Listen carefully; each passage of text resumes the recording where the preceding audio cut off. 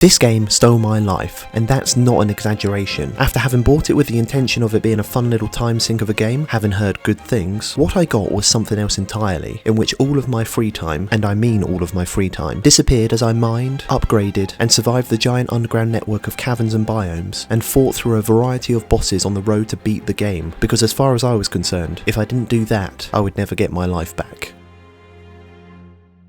And this is where it all started. I had no idea what was to come. The game freshly downloaded, I'd felt good about going into this, creating a world slot, slapping it onto hard difficulty for the experience, and made a random character without much care for how he looked. Picked the Nomad class because it was very much like myself, it excelled in no aspect of life, and got on with the intro of the game, to which there wasn't much. Basically, you're exploring, stumble across some ruins, and are transported to the core underground. Where the game kicked off, no explanations, no guide, just a dark room known as the core at the centre of a much larger and unknown world. And while pondering my seemingly insignificant existence, I collected some of the surrounding wood. That's Survival 101. An unexpected pleasant surprise, having stats to level, running even being among the skills. Anyway, there was much to do, so I continued to pick up wood in the darkest room in the world, until discovering fire in the form of torches, turning the hidden into unhidden. 3 big ass statues, all needing crystals and all connected to the core. Something told me they were important. But there was nothing to be done about that at the moment. I needed gear, and I'm not talking about roids. I crafted a workbench and was opened to the crafting potential of other items, including a better workbench. I got the vibe there were going to be different tiers of advancement, and currently, you guessed it, we were slap bang at the very bottom, the lowest of the low. We needed to explore. It didn't take long to find a small X mark on the floor, and my Animal Crossing knowledge came in clutch, signalling the need to dig up that mark. It's just a shame my intelligence never caught up. I couldn't figure out how to use the bloody shovel. Still, we found a tin pickaxe to make up for it, and I did figure out that was better than what I'd been using. Like a lot of survival games, hunger was a part of the core keeper experience. There only seemed to be mushrooms to hand, but if they kept me alive, they were good enough. Looking at the map, it was hard to tell the scale with so little of the world explored, but from a glance, it was like looking at the pale blue dot photo. To the east of the core was a larger cave, with a small mushroom guy who took offense to my existence, so I slapped the shit out of him. Had a quick little scout around for other dangers, and then put a chest down and called it home. Modest beginnings for a soon-to-be legendary player of the game. Although this soon-to-be legend was shocked at the size of another mushroom guy. He would get hard and throw himself at me. I would have filed for harassment, but found it more satisfying to smack him around. Let me tell you, he was beefy, ironic for a plant, and it turned out standing in the wrong place at the wrong time, while a Goliath psychedelic charges towards you doesn't end well. I went back with a wooden sword for revenge, tripling our damage output, and was rewarded with the Witch Doctor vest, a summoner's jacket. I couldn't summon anything, but the caves were cold, and it was better than nothing. Another discovery to do with the skills came in the form of the talent points. For every 5 levels gained, 1 talent point was rewarded and could be assigned to a specialised ability on the miniature skill tree. First time I'd seen a skill tree devoted to just running. Maybe it was already working because my quickness killed the first slime encounter of the game and got my first taste of explosives. It was a lesson to not stand too close.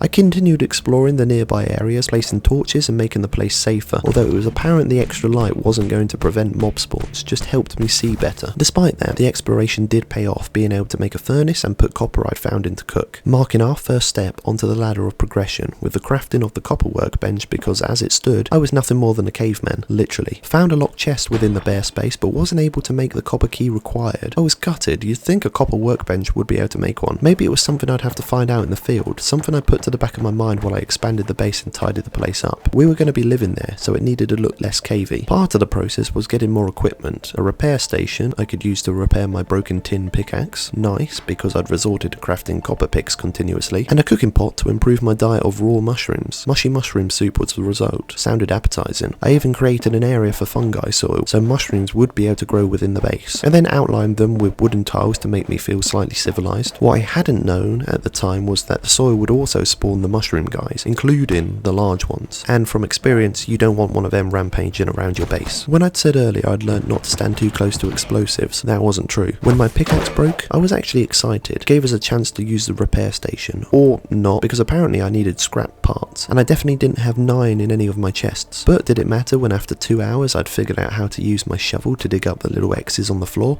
Yes, because I still had a broken tin pick. By this point the storage was getting out of hand. I didn't like not knowing where everything was, and I didn't know how I wanted to group the items together, so I just went with what felt intuitive. During my excavation process / base expansion, I'd found the entire summoner's set and now resembled Willy Wonka. This was my golden ticket to a better life. I'd also found a book that allowed me to summon small bats, so now the costume actually meant something. They weren't great, but it was some extra residual damage in the background. Taking inspiration from my mushroom patch, I put down wooden flooring where the new storage system lived. Sounds professional, because it was, and it looked nicer than dirt. But having the flooring had meant using my wood, so I'd left the base to go get more, and found the ground thumping. The source being a giant slime, obviously a boss, but I was busy. Translation, scared. Happy days, I'd found a copper key to unlock one of the growing amount of locked chests I'd owned, and was rewarded with tin bars and a rusty dagger that did more damage than anything else I'd found up until that point. That allowed us to upgrade to a tin workbench, and first thing I made out of everything was a bait workshop. I don't really know why. That aside, the new dagger was great. Mushroom men had been spawning inside my base, and I'd begun to suspect it was due to the fungi soil I'd put down. After finding there were more than enough mushrooms out in the world, the farm needed to go. Then went back to adding to the base with a livestock workbench I'd never use, an electronics table I would use, and not enough wooden tiles for the floor. Most of the wood went towards torches. I'd used so many of the things. Mushroom guys weren't the only problem. Spiked slime specifically kept appearing in the base, and I didn't know how. Maybe they could smell the 122 mushroom soups in the cooking pot. This is what you call meal prep. Talking of food, I'd been experimenting in the kitchen, and my brain had cottoned on to the fact that different foods would offer different buffs, because I'd also cooked a mushy meat steak that would give a 10-minute damage buff. Cooking, it seemed, was much more than just replenishing a low hunger bar. It got me thinking to how many recipes there must be in this game. I'm not sure why I removed these wooden tiles from where the mushroom farm had been, because it was still a part of the base, because I just moved them over to another section of the base, which was weird because I planned to cover the entire area of the base anyway with them. Another addition to the base was a small garden for some of the seeds I'd found around. It was all part of the learning experience because the way I planted all of these root seeds together was a terrible layout for wood growth. The other seeds would be fine, and I expanded the garden to accommodate the number of them. I hoped better watering cans could be made because it didn't hold much water. Out in the wild, my body didn't hold much blood after being speared by a tribesman I'd never seen before. It was like I'd wandered into North Sentinel. Back for revenge, I went with the strategy of kiting a couple away at a time to their death, except I kited them into a dead end and met my death. So, went back to avenge the revenge. It went well for a bit until I died again to a spear through the heart. I swear they were using aimbot for their throws. After being disrespected so much, there was only one thing I could do to regain my dignity: die again. They taught me a valuable lesson that armor could break just as tools could, but they were just as easy to repair, though for whatever reason I thought they had to go into the salvaging slots. Novice behaviour right here, but not quitting behaviour because I went back out for another fight, except the tribe had moved on. Creepy. Now, it was still early days, and I hadn't known that all ores would remain useful throughout the game and not become redundant once you moved on to the next ore tier. It's a nice touch, and I appreciate that because I'd assumed the opposite. I thought I was better than collecting copper. The repair station wasn't only good for repairing gear, but also for reinforcing them, making them more durable. The lessons didn't stop there, because I came to see why the root seeds shouldn't have been planted as they had. They needed space. Also, the hoe could be used to gather crops in bulk, speeding up the process nicely. With the new knowledge, I created an area with ample space for the root seeds, something I was relying heavily on working, because with all the wooden tiles we were going through, we didn't have much wood. Prepare for trouble and make it double. Away from the base were a couple of large ore deposits. Apparently I'd need a drill for these. I was curious how many ores I'd be able to harvest from them. By this point my skill trees were leveling nicely, with the exception of 3: ranged combat, magic, and fishing. I didn't really see why I'd need fishing, but I thought I'd give it a try, and damn, I really got into it. Life lesson 51, if you want to go fishing, fish where the fish are. That's exactly what I did. Jeremy Wade, watch out, because I went from the bottom of the ocean at level 0 to the higher Mediterranean shallows of level 65.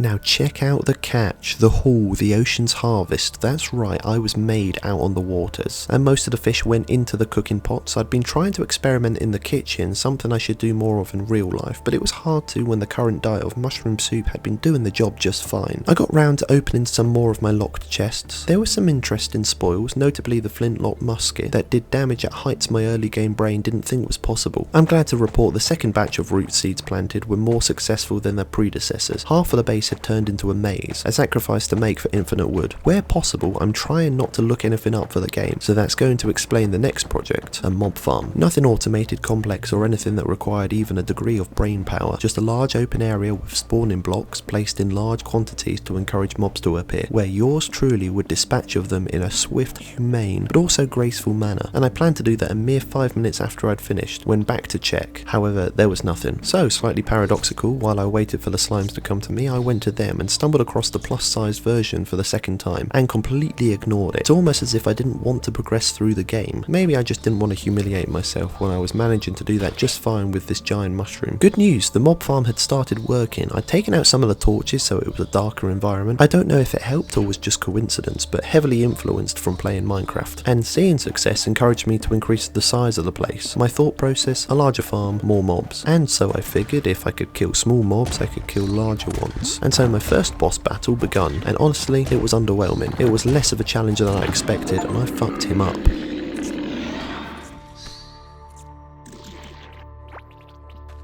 And as a result, a bearded man appeared. Not really the reward I was hoping for, but he sold stuff, so I overlooked the bizarre situation. There was a chest too, and the loot was pretty cool. To be fair, I was more excited about the chest itself than the things inside. It was so big and spacious. Although the Glurch figurine was a close second. I love stuff like this. In game, not in real life, because in real life it meant maintenance and I'm lazy. They just get way too dusty, and to clean them is just too much added effort for my liking. I'd gotten a few duplicate items on my travels I took back to the bearded man in exchange for money. I was gutted. Up until that point, I'd thrown most of my duplicate items away because they'd be taking up unnecessary space inside the storage system. When would the lesson stop? One of the rewards for beating Glurch was a Glurch statue that could be fitted into a conveniently shaped Glurch statue indentation, opening up possibilities to craft 3 new exclusive items, and I made all 3 of them, putting the scanner to use immediately to find one of my lifelong enemies I found out about 30 seconds prior. And you know what? He's not too far out from the parts of the world already explored, although it was interesting his marker looked to be moving. So did that mean he was roaming the world? It's a nice addition to the game if that's the case, rather than making all bosses stationary. Scanned for Malagaz the Corrupted immediately after. He looked to be a bit of an adventure away. Again, the wood had grown into a massive amount. Collecting it put me over 1.5k, and I put half of it into a chest out of an irrational fear that I was somehow going to lose it. Like how the owner of this camp lost their way. Well, I'm not one to turn down free stuff, and there's nothing better than being able to use that free stuff to do an activity you wouldn't have done without the free stuff. But I couldn't spend all day fishing. I was headed northbound, slowly pushing upwards towards the circumference of Gorm's travels. And as a reward for pushing further into the world was a discovery of the new biome, the Forgotten Ruins, which, no pun intended, I forgot about once I saw the giant slime path carved out of the cavern walls. Whatever creature made this must have been a big boy. If I had to bet, probably the boss had something to do with this. And a minute or two later I got my answer when Gorm the Devourer torpedoed past me, breaking all of my carefully placed torches, the son of a bitch, and so had to get in a few cheeky provocation hits it completely ignored. I felt like a bug not even worth its time. Again, another unintended pun. I tried to run after the thing, but a combination of him being too quick and me being too slow running across the slime meant he got away. So first, I needed to fix the lighting issue, and noticed he didn't break any more of the underground walls as he hurtled by, so I figured the walls were fair game to place torches on without them getting broken, and when he flew by again, my theory was indeed proved right. Exploring the tunnel some more led to the discovery of new mobs, maggots. If this was real life, they'd be the size of my forearm and terrifying. Not like this guy, the epitome of warm and welcoming. Fuck these bugs. So the problem of not being able to see in the tunnel was solved. Next was the issue of being able to keep up with Gorm. The solution? Remove the slime from the floor. Great idea. Not really, he just produced a fresh layer as he went by. So, plan 2. Widen the tunnel so I could run alongside the beast and shoot him down. Turn it into a real monster hunter experience. But I ran into the missing tribesmen, and I guess they didn't care for friendly fire because half a dozen spears were thrown from various angles. Still, the small setback wasn't going to stop innovation. And before that innovation continued, I did a little test run to see if I could keep up with the giant bug. It was a success, but he was a lot tankier than first thought, and it was only a small portion of the tunnel I'd widened, so I had to stop when I came face to face with the tribesman for a second time, except this time I wasn't sent home in a casket. But I could tell it was going to take too much time to widen the tunnel, so I went on to plan 3, spike traps. I'd meant to lie and wait for the beast, but got distracted by what looked to be gold ore. I got hit by a firebender's fireball and took residual burn damage until I was smoked.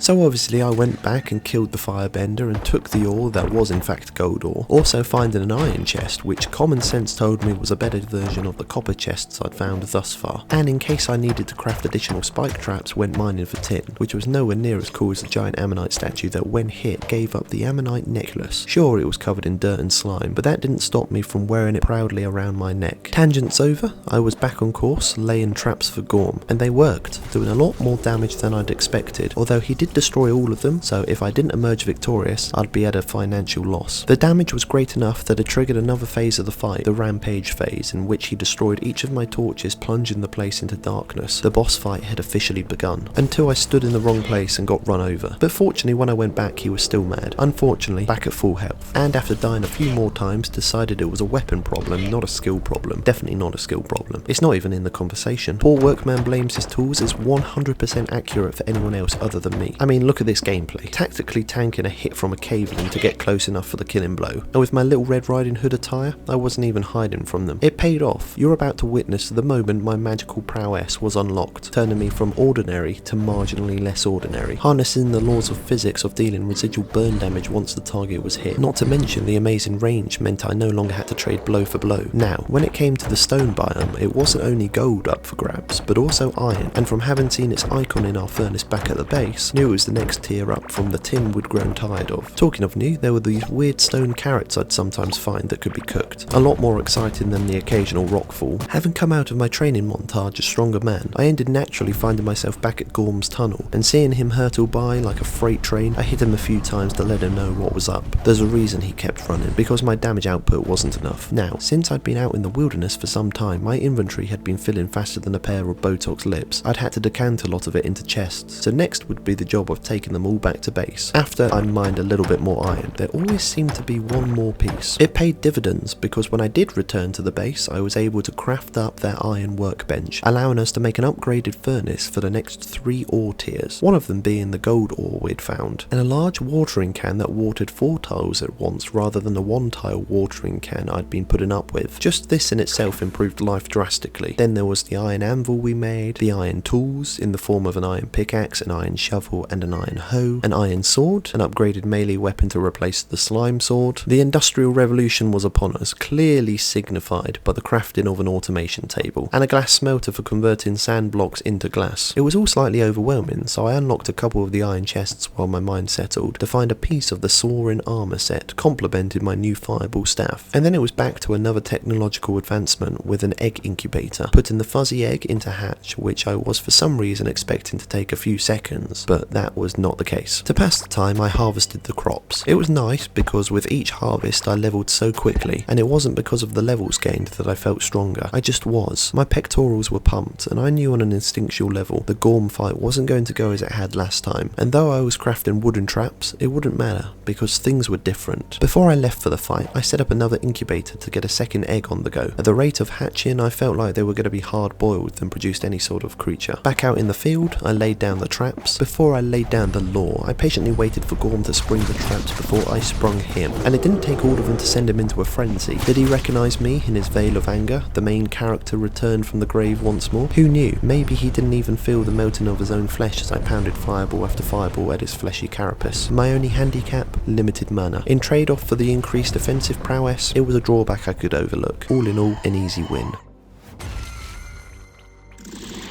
Again, another interesting double chest that looked too similar to the previous for my liking. Here's a look at the loot. You can be the judge for yourself if it's good or not. Maybe a bigger reward was an egg ready to hatch. It was a Ferromoth. I was both slightly disgusted and taken aback by his unique cuteness, and amazingly, I could equip him as a support companion, offering certain buffs to my character. Gorm's horn went into the Gorm statue, unlocking 3 new crafting recipes. The only one in which I was interested in was the club, because I'm a fucking testosterone-fueled caveman at heart, and always will be. Don't get me wrong, the recoil idol was useful, but I'm all about that running life trying to level those feet up. And with elite feet comes the need for elite flooring. I was done with the wooden one in current use. I wanted something more, and with the arrival of stone into my blocky arsenal, stone tiles were a possibility. It was a split-second decision to know that they were better, so I crafted them in bulk using up all of the stone blocks in my possession and begun the transition to a different looking sort of base. I say begun because I stopped to hatch my second egg. It was a dog. Man's best friend or your oversized moth. It wasn't even a question. Happy with my new companion, I continued the flooring until the entire base was covered. Looked a lot better. Now, I haven't brought attention to them yet, but there'd been a couple of animals move themselves into the base. A woolly goat named Crop Muncher, because as the name suggests, the bugger kept eating my crops, and a cow known as Milk Squirter, as I kept finding bottles of milk lying around, which you'd think I'd be happy with, but they kept invading my inventory. Look here, this is what I'm talking about. The bastard is watching me plant the crops. I'm telling you, as soon as they start to grow, he's gonna help himself. Is it just me, or do the torches look slightly barbaric in comparison to the stone floor? I'm glad you agree. I was testing to see what an electric light looked like, brighter and more refined than the flaming sticks. Seeing that single electric bulb filled my head with visions I'm certain Edison would have shared. A brighter world. Fortunately, it didn't take 1,000 unsuccessful attempts for me to master the light bulb. It was more the positioning of the generators and electrical wire that troubled me. But as any real world electrician would tell you, it's always better to play around and experiment rather than getting a professional to do it. This was also the experience that taught me lower tier ores would remain relevant, seeing as electrical components needed copper, and that had meant making a few trips out into the world to grab the copper I'd been mistakenly turned my nose up at, and then using up all of said copper. But the place looked a lot better. We're leveling our home as well as our character. That's what's called progress. You may also notice I'd gotten another pet. This one was a bird that offered a movement speed and damage output buff. I named him Sky's Runt because he was too scared to do anything himself. Out in the world, the pair of us found another waypoint not far out from the base. It allows for teleportation between the two portals. Tried mining it out of interest, but my mining damage was too low, which made me think it could be mined. I used it to go back to base because I was drunk on leveling my horticultural fingers. The crop farm was expanded to get more crops growing at once, and in turn, more XP gained from each harvest. And that led me to expand the base, only by a couple of blocks, and only for convenience. The new lights looked great, but the downside was they couldn't be run over like the torches could, so I wanted to be able to run around the outside of them. And that meant the installation of hundreds of tiles. It might only look a couple of blocks width extra to the base, but because of the size of the base, it meant a lot of tiles. One of the most challenging aspects of the game is the issue of getting around. Portals were a solution, but they've been few and far between, and with the terrain having you go all over the place to get to where you want, I needed a means to safely and quickly, for running that is, traverse the underground wilderness. That's where roads come in. It'd also mean there'd always be a direct route back to the base because my roads were coming straight off from the base, and then any exploring could be done off of the road. At this point in time, I was heading west, which, quite conveniently, also happened to be in the same direction as the next boss. And that led me to bump into the friendliest creatures of the game. These large cute yellow bugs that were defenseless and mostly kept to themselves, but also offered some of the tastiest meat on the market. It was an unenviable position to be in. I didn't know if they could be bred, so any I had the pleasure of meeting was slaughtered on sight. Another pleasure was the finding of another waypoint for insta-travel. It was next to a temple/dungeon filled with a lot of mobs, hooded cavelins and masked firebenders, angered by my use of the same fiery weapon as they wielded. It was here I found some soaring pants, completing the soaring set, cementing myself as a full magician who looked more like Robin Hood. Although, not long after, I replaced the headpiece with a shaman's skull, another thing I'd robbed from the firebenders. At this point, they could quite easily make the argument it was personal, and I had no intention of denying that. Now, although I wasn't utilising any of them, every ore deposit found was marked on the map for future reference to come back to. Something I wanted to take on right away was the boss chamber, or what I guessed was the boss chamber. I mean, quite clearly it was a boss chamber, but it was just an absolute mess, and there was no way I was fighting whatever was to come in amongst everything in the way. It was an accident waiting to happen, and after the chamber was tidy, I stood on the centre panel to summon the boss, and nothing happened, so maybe I missed something, a boss summoning item within my inventory for example, but no, nothing. Perplexed, this was one of those instances to look online. Turned out I needed to combine the 3 crystal skull shards I'd been finding around to create an item known as the Skull of the Corrupted Shaman, and taking it back to the boss room gave me a gist of how Indiana Jones felt in his downtime from teaching. Lo and behold, the thing worked, and Malagos the Corrupted was brought into the world. A sorcerer-like boss, he'd shoot angry fireballs at you while I shot retaliatory fireballs in return. He'd also raise his arms and have fire appear on the ground, in between projectiles, taking away available floor space, then teleport next to your current position so that you'd be forced to navigate a more intense version of the game of the floor is lava, and those flames would take a while to extinguish, so more and more of the floor got taken up with the fiery trap. And of course, the problem with fire, you get hit, you're getting that regular repeating burn damage, making healing from food less effective, not to mention his main fireball actually hit hard as well before the onset of that residual burn damage. So I pulled the big brain play of walking outside of the chamber to hide and heal, except it wasn't as smart a play as I'd thought it was, because I was outplayed by the devs. No, he didn't leave the chamber to come chase after me, but the madman did heal back to full, putting the fight back to square one. And being back to where I started, except now discouraged, I wasn't surprised when I was taken out. For fight 2, for some reason I thought it'd be better going melee only. That got me killed even quicker. So once again, the soaring headgear was donned to complete the set, and with it, a burning desire to get to the other side of this fight. And I noticed a difference with this third fight. Maybe it was down to my strategy of simply taking my time, getting as far away from him as possible for dodging his fireballs, and navigating a burning floor without getting burnt feet. Or maybe it was the outfit. Whatever the reason, it led to victory, or so I thought. There was a phase 2, a melee based version who'd actively give chase and pound the ground with large hits, rendering large chunks of the floor off limits. It'd still teleport to you if you were far enough away, but with fire no longer appearing in random sporadic places, it was actually easier to avoid taking damage, despite him being more intimidating. And so it was just a case of hitting the guy enough times without getting hit to score the win.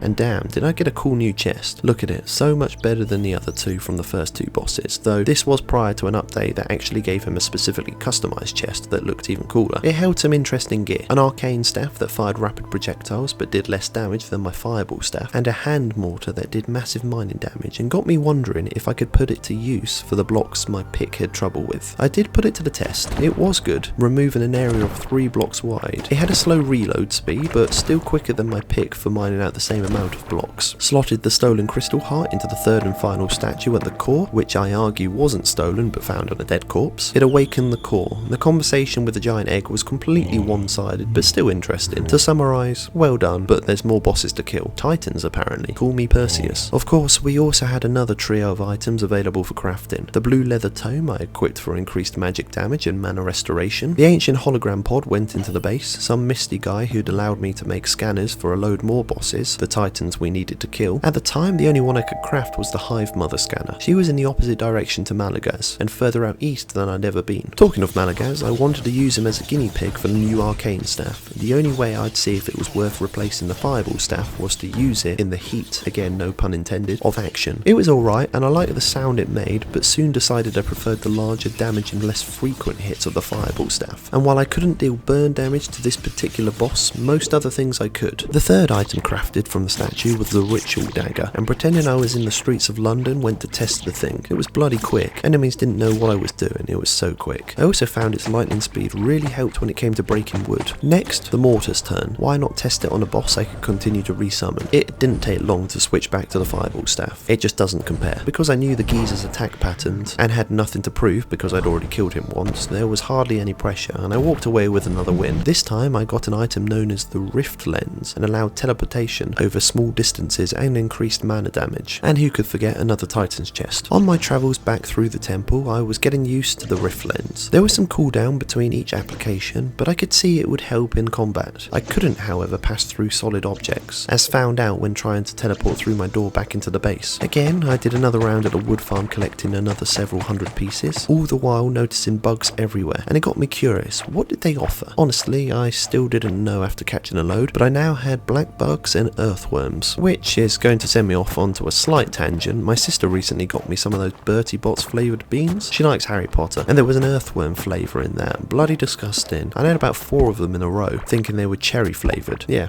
back to what I was doing here, expanding the farm with the addition of the carrots we'd found in the Forgotten Ruins. And with the upgraded watering can, what used to be a massive pain when it came to watering the crops was only now a mild twinge. I hadn't let the root seeds continue to produce wood. We had more than enough of the stuff, and I hadn't been able to put stone tiles into the rest of the base because the wood wouldn't grow onto them. Plus, if I needed more wood, I'd seen so much of it out in my travels, finding the stuff wouldn't be hard. But I ran out of tiles, so I went stone mining using my mortar to gather a load of the stuff, and as a byproduct, a lot of iron ore. I even uncovered an abandoned secret house. It was nice inside, with furnished rugs and a homely layout. However, I had stone to collect, so I didn't go inside. However, once I was happy with what I'd collected, I went back to the base to empty my inventory, and then went back to the house to take the thing apart, pocketing everything there for myself. I know I said it's abandoned, but that's just because no one was there. For all I knew, the owner was out and about exploring the underground realms and going to return back to a ransacked home. But that's just the nature of life down here. The remaining stone tiles were crafted and used to fill in the remainder of the floor, making a complete base. Half of it was empty and still lit by torchlight, but it mostly looked the part now. The dirt walls let the place down. Taking inspiration from the recently raided house, I replaced the walls of the cave with the same wooden walls I'd seen. I even added a couple of rooms at the top of the place for NPCs to move into, with their respective summoning items that would spawn them in if the rooms met the right living conditions. How do I know to do this? I spoke to an IRL friend who was playing it at the same time. Seeing these rooms, it was easy to see why they'd want to move in. They looked like a 5-star resort. One was the bearded fella we'd befriended after the Glurch fight, the other some shifty looking fella I'd never seen before. And with both of them now a part of the community, a community consisting of the two of them, myself and a pet bird, it was easier to get rid of unwanted duplicate items in exchange for money. I had a few chests of the items I'd been wanting to sell, although that community may or may not change depending on what comes from the curious egg, bought from the bearded man. But I'd have to wait for the thing to hatch. In the meantime, it was time to head north, to push further out into the world and maybe get into Titan territory like the core wanted me to. En route, I came across a maggot biome that surprisingly had maggots. The little ones would often move in packs, but it was the larger ones you had to be watch out for. The cheeky buggers would destroy my placed torches, preferring to remain in the dark and attack from the abyss. I won't lie, progress was slow, but it's like that for any new biome. Also, I couldn't instantly break the walls, having to use the mortar to make headway, so that was another time eater. I hadn't been exploring long until I was killed by a couple of bugs with glowing abscesses on their back, filled to the brim with acidic pus. But eventually I got through the maggot biome and came to a glowing outer wall. After placing my bare cold boss killing hands on the thing, the seal was activated and it came sliding down. Was it to stop danger from getting in, or to keep the real danger, me, from getting out? For a moment the empty space on the other side made me think I'd reached the edge of the world. Then I saw terrain at the top of the screen. After bridging across, my world was turned upside down when I was plunged into a brand new biome, the Sunken Sea, and to my amazement had more water than an elephant's yearly hydration requirement, the elephant being Elmo with how colourful the place was. Interestingly, the new biome had new plants, so I was excited to get into the crop farm. Except I didn't notice the blue slime hidden in the neighbouring foliage, and it struck me with a lethal 364 damage, one for each day of the year. I'd been in the biome for a single minute. But waking up from death was nothing more than dealing with a bad hangover. It just meant this time when I went back I had the appropriate amount of trepidation expected, taking out the mobs first and foremost to any new section. They were the beefiest mobs I'd come across to date, and once or twice the impostrious thought of not being ready for the area crossed my mind, but if Columbus could do it, so could I. Out of all the biomes in the game, looking back now, the Sunken Sea mobs were the most annoying of the game. Either them or the magma biome mobs, but we'd get to them later on. The newest ore of the area, Octarine, however, no one could be annoyed at, and I was even fortunate enough to discover an Octarine ore boulder. Like other boulders I'd found previously, this would be used in the future. The biome introduced a new wood type, coral wood, a material used for some of the more advanced crafting recipes from what I was used to. Like with the maggot biome, the blocks of the area were harder to mine than what my current pick could reliably handle, so the mortar was still needing to be relied on. Slow, but it's a case of working with what I had. More exploration of the area led me to notice a really tropical, luscious garden biome inviting me across the chasm it sat. Upon arrival, it was immediately my favourite looking biome so far, and was known as Asios' Wilderness. There was an atmosphere of life. Even this ancient feather I'd found on the ground told a story of nature. I kept it because it sounded important, as well as a piece of scarlet ore found. I guessed it must have been the ore naturally found in this area. Exciting because I'd seen in the automation table that scarlet ore was needed for crafting drills, and drills could mine the ore boulders. Unfortunately, the area I was in was only a tiny segment of the biome. Must have been on the outskirts because I couldn't find any more of the biome even after a good look around, so my hopes of finding a lot of scarlet ore went up in flames. I did, however, find some sort of ocean temple, the blocks of which couldn't be destroyed even with my mortar, meaning I was going to have to explore the thing legitimately. If I could get past the entrance, guarded by a fuck-off giant robot that would stomp magical projectiles through the soles of his feet, and was even bulkier than the other Sunken Sea mobs, meaning kiting was needed for its downfall. After the robot was dealt with, a rival in magic appeared. These were the most major-looking mobs I'd encountered, and my natural opposite, because while I fired fire, they iced ice. As for the temple itself, the place was furnished with futuristic-looking furniture and apparel. Not the best place to fight mobs with how cluttered it felt. It was filled with both robots and mages, and in the tight quarters, kiting was a longer process. The worst part was that the mages were more advanced in their defense against the dark arts capabilities, being able to heal one another when in close proximity. It was disgusting to see. They were already tanking my hits pretty well. Coupled with those envious healing abilities and a quickly draining mana bar on my end, my magical abilities left a lot to be desired.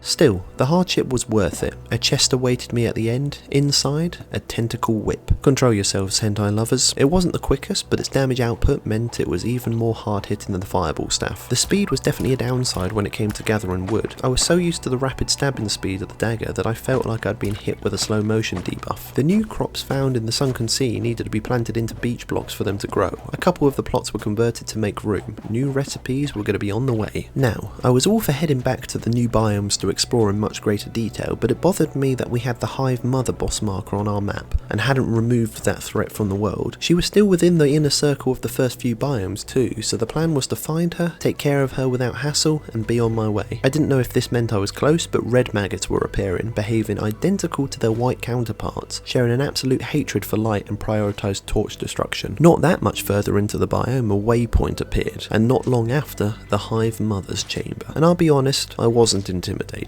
She was a giant bug-looking mass of flesh sat stationary at the centre. I was already wrapping things up mentally with the win, wondering what sort of loot we were going to get. And when the fight started, I wasn't surprised at my incredible damage output via tentacle whip. All I had to do was dodge out of the way of the acid she spat, which were visually publicised, and the win was coming home. Once the egg cocoons came into play, however, things changed quite dramatically. Enemies would pop out and chase after me until one of either two things happened. They were either killed or I was killed, and my offensive output, although good, wasn't good enough to one-hit KO the mobs, which if I ignored and poured all of my focus onto the Hive Mother, would continue to grow in number and overrun me before I could get the boss kill. But if I focused on the mobs and ignored the Hive Mother, because of the rate they'd spawn in, I'd stop making progress with the Hive Mother, and I'd be in like a stalemate sort of situation. I'd underestimated her. It was the definition of don't judge a book by its cover. Still, despite the upset of prediction, I still figured with having had the practice of the first fight, fight 2 would go a lot smoother, but it didn't, and I found myself in the same situation as last time, and the constant barrage of enemies wearing me down to the grave. And that's how things stayed for further rematches. I'd have a strong start, but then get caught out by the mobs on the second phase, a bit of a catch-22, and surprisingly to me, the hardest boss of the game so far. So, tactics changed. Spike traps. A cheap strategy, and one that I want all of you to know I am not above doing. I planned to win this fight, and if that meant resorting to things like this, I would. They were put into the game for a reason, and I was going to capitalise on that. Confidence had been on a serious decline, but with traps littered across the floor, some was restored, and put that spring back into my swing. This time I could completely ignore the mobs and let the traps do the talking. And they were certified yappers in the mob killing business. It meant a lot of weaving from my end to avoid imminent execution, but one shot at a time, the Hive's Mother's health was going lower than it had ever been. The hardest part was trying to get a clear shot at the Hive Mother before one of her minions got in the way.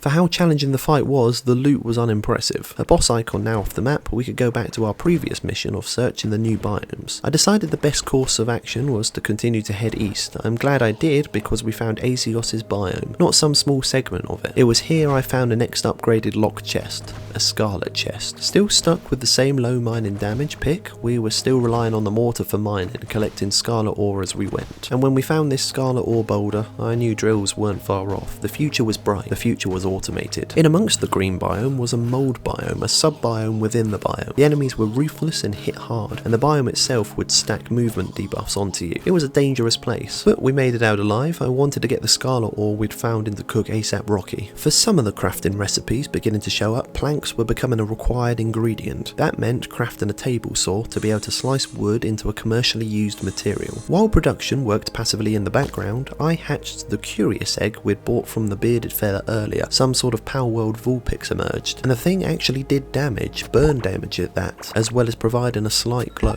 It wasn't even a question the thing was my new partner. The only reason I crafted this cartography table was because they have them in Minecraft, except for this game it's only worth making if you're in multiplayer, which when I thought about it I was. Me and my new partner were in this together. Taking him to the mob farm for some easy levels was his first step on that journey. Another step in mine was to make the Scarlet workbench, and finally got around to making a lantern. Seeing the glow from my ember tail convinced me it was worth getting over constantly placing torches, and was the only thing crafted from that workbench because I saw I had the materials to build the next tier up, the Octarine workbench, which technically was also another thing I could build from the Scarlet workbench, but you know what I mean. And that Octarine workbench facilitated the forging of the Octarine pickaxe. blocks, watch out. Funnily enough, there was a better lantern available than the one just crafted. I'd like to say I made do, but like Gus Fring, I wanted the best, meaning my shovel also got replaced with the newer model, and I even got a better bag that provided even more inventory space, magic barrier points, and a further +3 glow. I'm going to be like the Green Lantern, but just a lot cooler. The only thing open that had Scarlet in its name was one of the locked chests we'd found, giving us a new sledgehammer and bombs. And although we weren't going to be using Scarlet gear, as said before, it was still the key to automation, so necessary we collected. My Ember Tail had been quickly growing stronger, a necessity in this world. Already at level 4 and it was doing 96 to 116 damage, plus 16 additional burn damage. The agenda was clear, this was our town. And that meant the authority to put into place the first drill of the world. It was put next to the Scarlet Boulder and nothing happened. That changed once electricity was introduced, except it was extremely slow. Well, with the millions of ore I'd expected. Still, slow as it was, it would be working passively in the background, so I put a conveyor belt around the boulder to see if it picked ore up, but I hadn't figured out how ore moved with drills at this point, so a bit of a failure. A quick read up on drills because I wasn't sure if it was supposed to be this slow, and it turned out that the more drills placed, the quicker ore was extracted from the boulder. Seems like common sense when I say it aloud. So I fixed my configuration and made some tweaks to the conveyor belt system, marking the start of our own industrial revolution. But then some mold cretin came out of nowhere and killed me. I don't want to compare myself to one of the greats, but it's like picking a fight with Da Vinci while he's trying to paint the Mona Lisa. It's low-hanging fruit. I put in place a robot arm set up to transfer ore collected into a chest. At this particular point, it hadn't occurred to me to have the ore go straight into the furnace. It didn't take much longer to have that idea, thankfully. Let's be real, it made a lot of sense. This was huge in the realms of progression. All ore collected here would go towards more drills. Drills that'd be put to work drilling more ores, speeding up the process, and then once we had 8 drills around this one, I'd be able to set up more drills around other ore boulders. We were soon going to meet a tipping point where we'd have enough ore to craft all of the machinery required, that anything else collected would be straight up profit. While I waited for the emerging day of revolution to come, I went back to search for Scarlet ore manually. Made sense to me, the more of the stuff I gathered now to go alongside what we were passively collecting at our drill setup, the quicker we'd reach full automation. However, to my disappointment, I couldn't only rely on Scarlet automation to push me into the next technological era, because iron was needed for robot arms and drills. Again, same story as the Scarlet Boulder. I'd be waiting for resources to increase, to make more drills, to get resources slightly quicker, to get more drills. And once all 8 drills were finally set up around the iron boulder,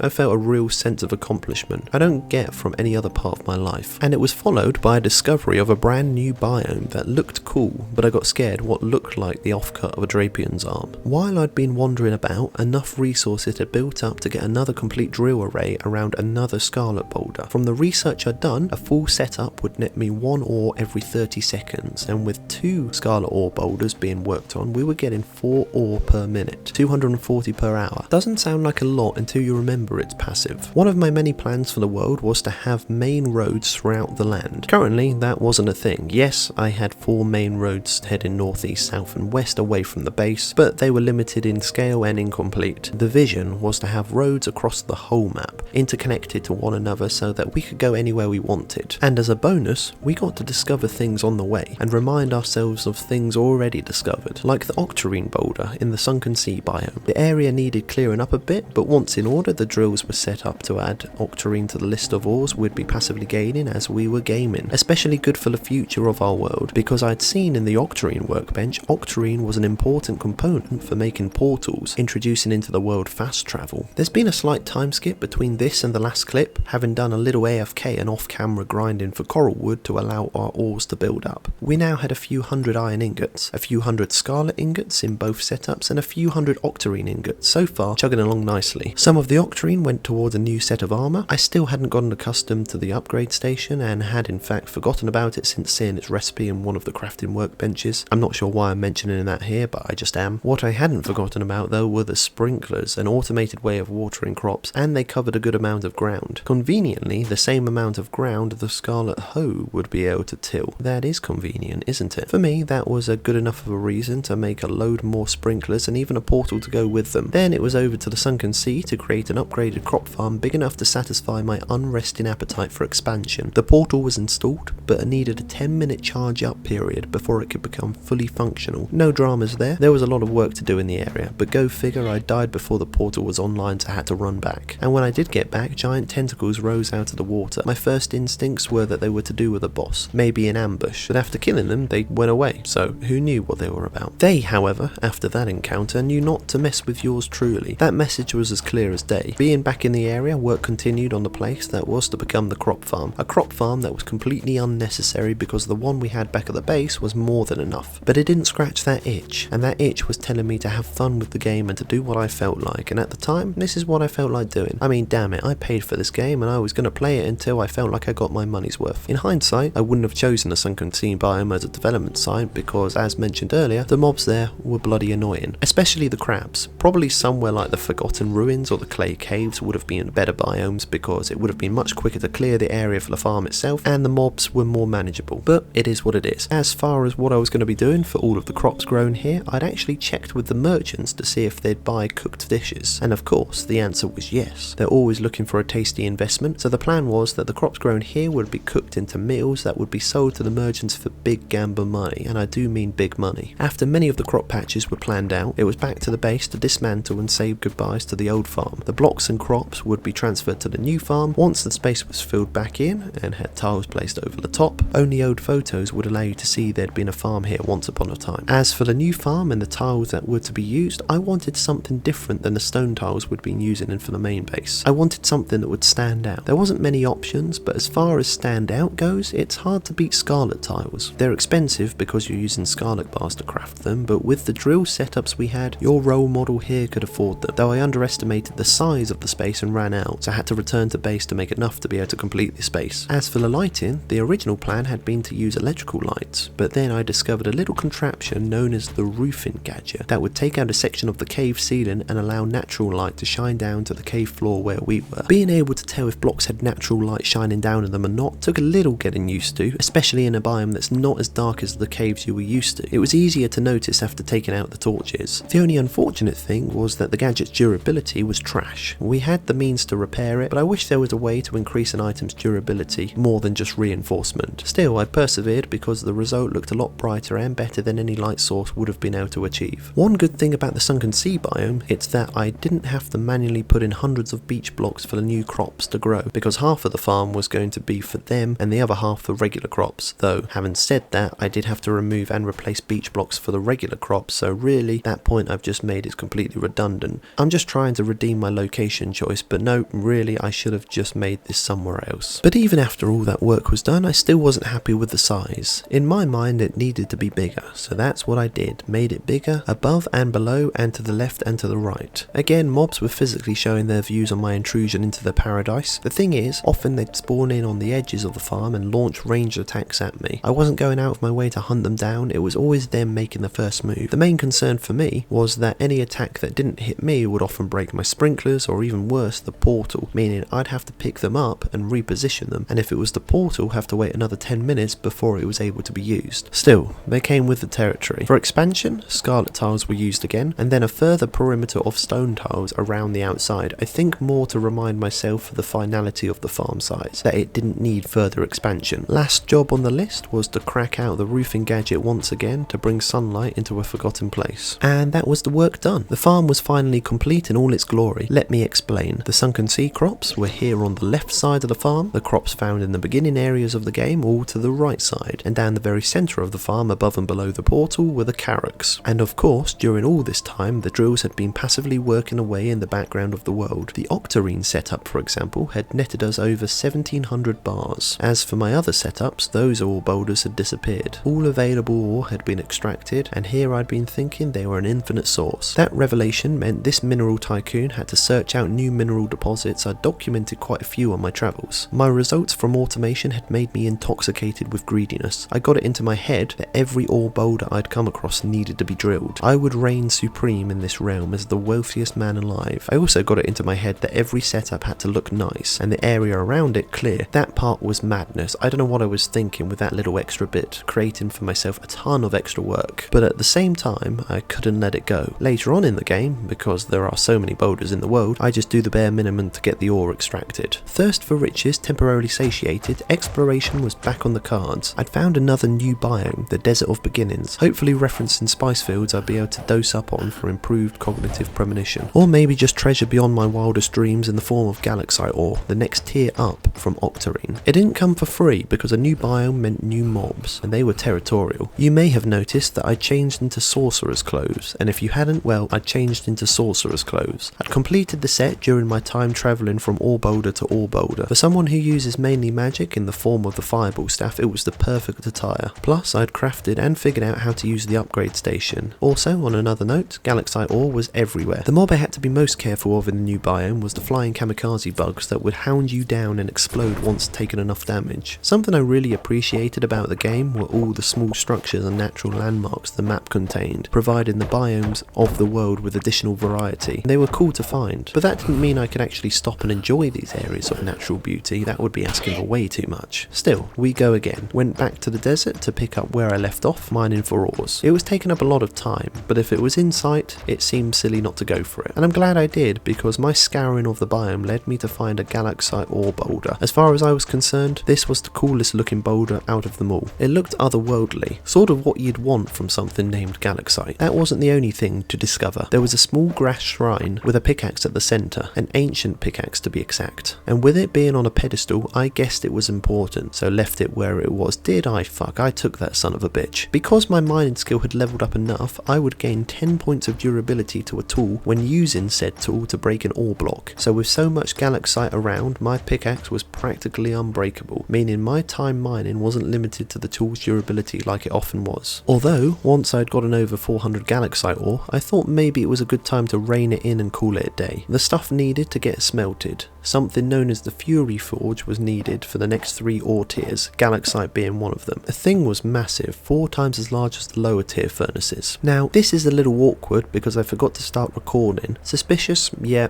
I know. But what I'd done was build a Galaxite workbench, Galaxite anvil, Galaxite sword, and Galaxite shovel. And as for my pick, I'd upgraded the ancient pick found at the shrine as many times as I could until I didn't have the resources to do any more, and it was now the best pick I owned, which would serve to get through the shimmering frontier biome that contained the next ore tier up from Galaxite, and that was solarite ore. Yes, I know I'd only just upgraded tiers, but if I could get the next tier up, there's no way I was going to turn it down. Just like I'd one day be able to mine these large green crystals that needed higher mining damage to obtain. They were the first mineable resource that dealt damage themselves in the form of radiation poisoning, and maybe that's why my brain was affected not to induce fear when the giant bug snakes came for me. It was encouraging if anything, because the encounter taught me there was nothing to be afraid of. If I was to be afraid of something, but still not afraid, we're just talking hypotheticals, it would have been of the crystal dogs or whatever they're called. They were easy to take out, but if they hit you, they would pack a heck of a punch. The laser beam robots on the surface seemed scary, but as long as you hid from their lasers, they had a large opening for dealing free damage. Every other biome that had new plants I was excited about, but the Lunicorn that grew here, as cool as it was, didn't induce a need to have it. Maybe I was all farmed out by this point. I mean, let's be real here, I wasn't in the biome for anything other than solarite ore, and saying anything otherwise would be a lie. That didn't mean I couldn't appreciate the aesthetics of the place. The water, for instance, was the nicest of the game, so pure and so clear, and explained why I'd seen Evian lorries parked nearby. You know when I said I wasn't afraid of the bug snakes? It's as if they were trying to prove a point, send a message, because 2 of them came out of the walls and killed me. On the plus, I'd kept the solarite ore in my hotbar, so while my inventory had been left behind at the site of death, at least I could slap what ore I had on me into the Fury Forge to get cooking. I hadn't shown this tropical paradise earlier because it was in the middle of me hunting for ore boulders, but within Asios' wilderness was this giant tree known as the Paradise Tree that was put into my backpack. As for the fruit at the base of the tree, it offered a one-time permanent health buff. I ate it like it was a devil fruit, and beefed up on fruit juice, revenge was sweetly delivered to the surprise attack snakes. But I got killed by a crystal dog that blended into its surroundings. It was a camouflage masterclass. A lesson taught to me more than once. Another new resource to come into play was the 3rd wood type, Gleamwood, the nicest looking of the wood types, but not as cool looking as the solarite crystal snails. I couldn't kill them, but damn I could appreciate them. Occasionally a bug snake would pop out of nowhere to try for the stealthy kill, but experience had taught me too well how to handle these guys. I wasn't sure how far 60 odd solarite ore was going to get us after it was cooked inside the furnace, so I was doing my best to collect as much of the stuff as I could. Obviously, the more the better. One thing I'd always go out of my way to collect, other than solarite ore, were the crystal trees natural to the biome. As far as I'm concerned, coolest trees of the entire game, no competition. And going back to the giant snails, maybe they were the coolest creatures of the game, and I even witnessed them making their own paths through the crystal biome by breaking through rocks. This little touch added some lore to the biome because it implied the tunnels of the biome were carved out by the gentle giants that lived here. On the the very outskirts of the map there was another new biome. The map hadn't called it anything because I hadn't gone in deep enough and I wasn't able to break the blocks to progress. It was another case of leave it until later. The more I searched the crystal biome, the more there was to discover. There was some sort of alien biotech that was guarded fiercely by a few mobs, and they banded together to kill me in what I could only assume was their duty. Still, the death fast-tracked me back to base to put an additional 254 solarite ore into cook. Then I went back to kill the mobs, just doing their job to reclaim my items, and found a strange red ruby. Inside my inventory it was called a desert ruby. Made sense being in an ice biome. Might as well try my hand back at the desert hunting down a glacier sapphire, if that's a thing. After the area was clear I could finally get my hands on the alien machine, which was basically a cool looking storage unit for a bunch of valuables I wanted to take home, but once again didn't have the inventory space. A common theme for this game. Instead I marked it on the map to come back to at a later date and retrieve. I hadn't noticed, but that full inventory of mine had accumulated the full set of the Cosmo gear. I put it on in place of the sorcerer's gear just to see what I look like, exactly how I'd expect Gandalf to look inside a spacesuit. However, whilst in the Shimmering Frontier, the mining buffs the Cosmo armour offered meant breaking blocks was a lot quicker, requiring only 2 hits per block instead of the painful 6 I'd grown used to. But then my magic capabilities were vastly reduced, and that's when I remembered there was more than one character slot. First time I'd used them, first time I'd had reason to use them. The Cosmo set went into my second character loadout, so I'd be able to stay as a wizard for intense life on the line combat in character slot 1, but then switch over to being a spaceman when it came to mining. With the solarite cooked, I made the solarite workbench and was slightly disappointed at the reduced crafting options I'd grown accustomed to with a new workbench. Still, we was able to make a new pick, and after a few personal tweaks at the upgrade station, we had the new main pick on the roster. Though later in the game I found out that I shouldn't have been using my gemstones too willingly early into the game. The sorcerer's robes went through the upgrading station for spitting out heightened magical firepower, and so too did my bag in the hope that I'd gain more inventory slots, but no, only extra glow and magic barrier gains. An upgraded rift lens also increased magic damage. It wasn't by much, but over time these percentile games become massive. Dying repeatedly out in the world had taught me how much it sucks to travel back to your gravesite when it's on the other side of the map. Like I mentioned earlier in the vid, I'd like to have a full road network throughout the world, so it meant I could get to anywhere without hassle, and so as good a time to start was now. I only planned to start simple with 4 portals, mainly because I couldn't make more than the 4 portals at the time. The plan was to have a portal every 200 blocks out from the core in all 4 directions, north, east, south and west, and then have roads connecting each of the portals, and then further portals at each intersection. Sounds like a lot of work, because it was, but I knew the finished result would bring about a better quality of life. Remember when I said I get distracted and like to play the game how I want to play it? Well, this right here is a prime example, especially considering I'd only beaten 4 bosses by this point. Sorry Stone Egg at the centre of the world wanted me to go out and kill the Titans. I had other shit to sort out first. The Romans were known for their amazing roads, so when you think about the Roman Empire, think about my Core Keeper roads too. It's a project that required a lot of time on my legs, and it didn't go unrewarded. I achieved the final talent point in running, reaching level 100. I can't remember if I'd already mentioned, I'd also gotten level 100 in gardening and crafting too, so this was actually my 3rd level 100 achievement of the game. Work took me back up to the crop farm to once again make the area larger, and no, before you say anything, it wasn't for crops, although given my track record when it comes to horticultural obsessions, I can understand why you'd think that. No, it was to make room for an automated wood farm. A friend at work had told me he'd made one, and it seemed like a pretty good idea to turn the active task of manually collecting wood into something passive, working in the background. Although one setup would have been fine, I wanted 6 individual setups, 3 for the individual wood types and another 3 for the individual plank types. Although I kept getting distracted with raining fire down on the mobs in the caves below. There's something about burning things alive that really gets the heart dancing.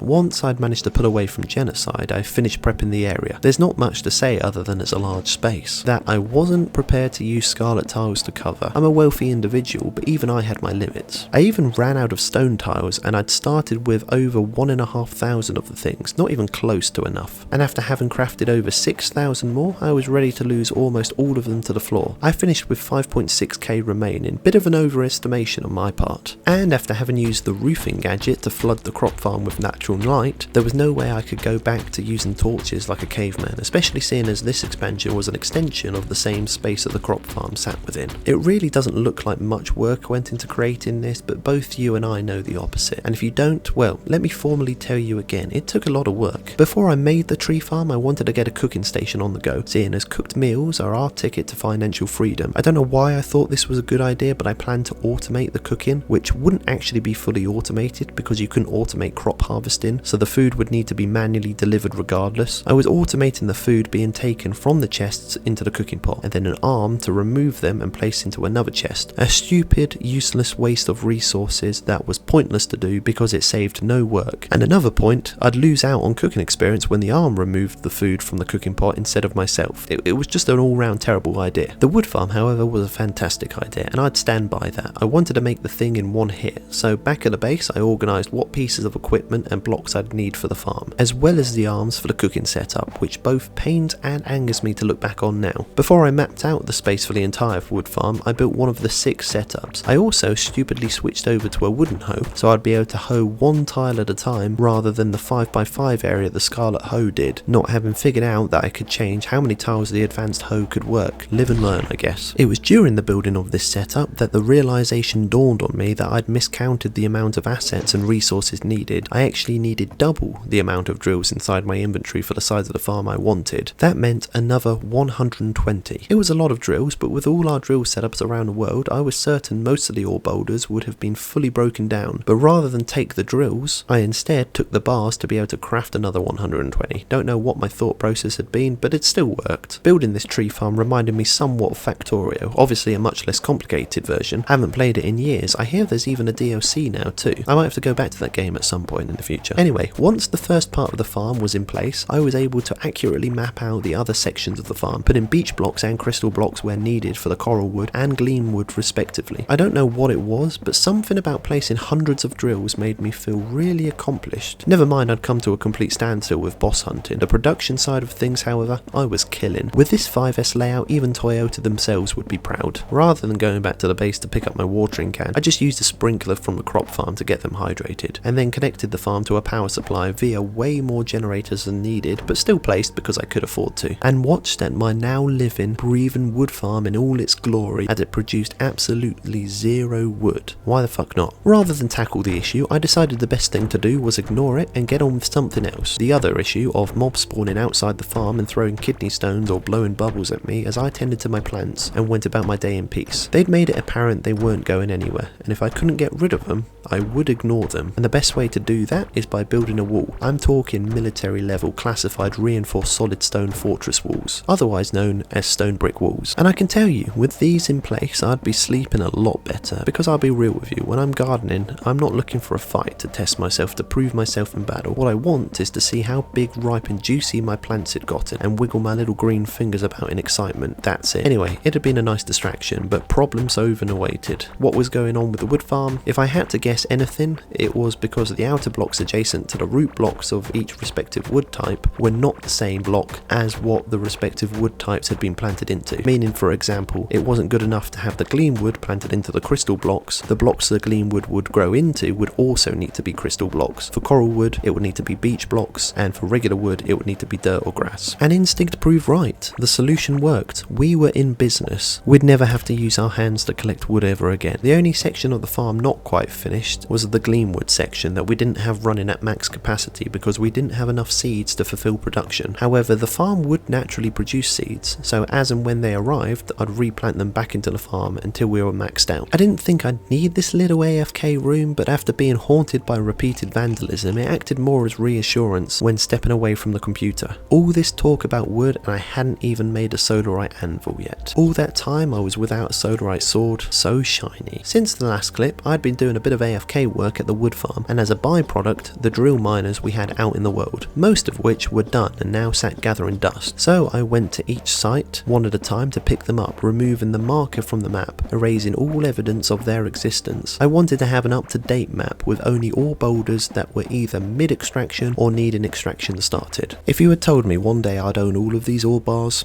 I would have 100% believed you, though our stock of galaxite and solarite in comparison to the rest was severely lacking, but that's to be expected at this point in the game. As for the rest, much of it would be going towards portal crafting. However, there were new ore boulders I discovered around the map on my travels that needed breaking down into bars, and although we had a lot, I wouldn't be able to get on with the game knowing these boulders were out there flaunting their valuable little selves without me capitalising on their abundance. Remember what I said about cooked food being our ticket to financial freedom? I gave the merchants a taster of my wares, and in return was given 17.8k of money, and that wasn't particularly much in terms of the farm's potential. Since last talking about the roads, I've had a bit of a diversion, but I was back to making progress. That consisted of connecting the few portals we'd put out into the world to one another via roads, then, with more resources to hand, crafted another 10 portals, all of which would be out in the world once I'd gotten the roads set up. Don't get me wrong, I wanted to go back to killing world bosses, but my calling was for an interconnected world where those boss battles were easy to get to, that all corners of the map was my back garden with how convenient travel would become. I know I keep banging on about it, but it really was going to become a game changer.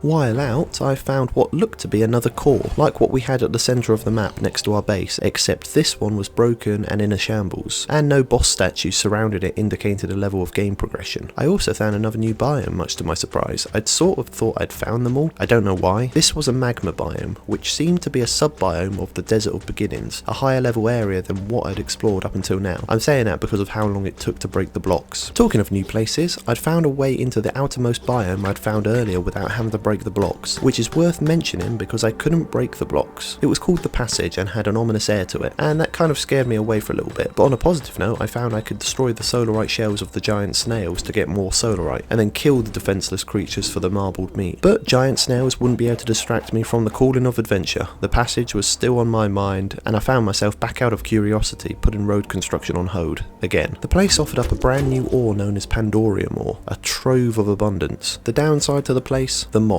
They were dangerous fuckers. There were two kinds I came across. Small little stumpy alien snakes that were quick, agile and dealt a lot of punishment, and then there were the giant aliens that at first I thought was the boss, but no, were habitable giant alien creatures that would deal even more punishment and were surprisingly quick for their size. All I wanted was the new ore, but they guarded it with a fervent passion. All of this did was solidify my dream on an interconnected world because it took so long running back each time to go back to my dropped inventory. But it was all for now because despite being able to collect the new ore, I wouldn't be able to do anything with it until I had the right crafting station / workbench to put the ore to use crafting higher level gear. At the very least I could have them cooking, but I can't say I wasn't disappointed. Whilst out there I'd found an ancient chest in some ruins that had some interesting gear but no elite crafting table for the Pandorium. I'd placed portals in the outermost sections of the world, or the known world, because I still had no clue how large the world was. Most of the map was still dark, but the outer portals were 800 blocks out from the core. Now I needed to connect them together. It was further out than I'd ever been, far enough out that I witnessed some sort of large underground beast rumbling past. When you're this far from home, the ferocity of the world becomes much more apparent.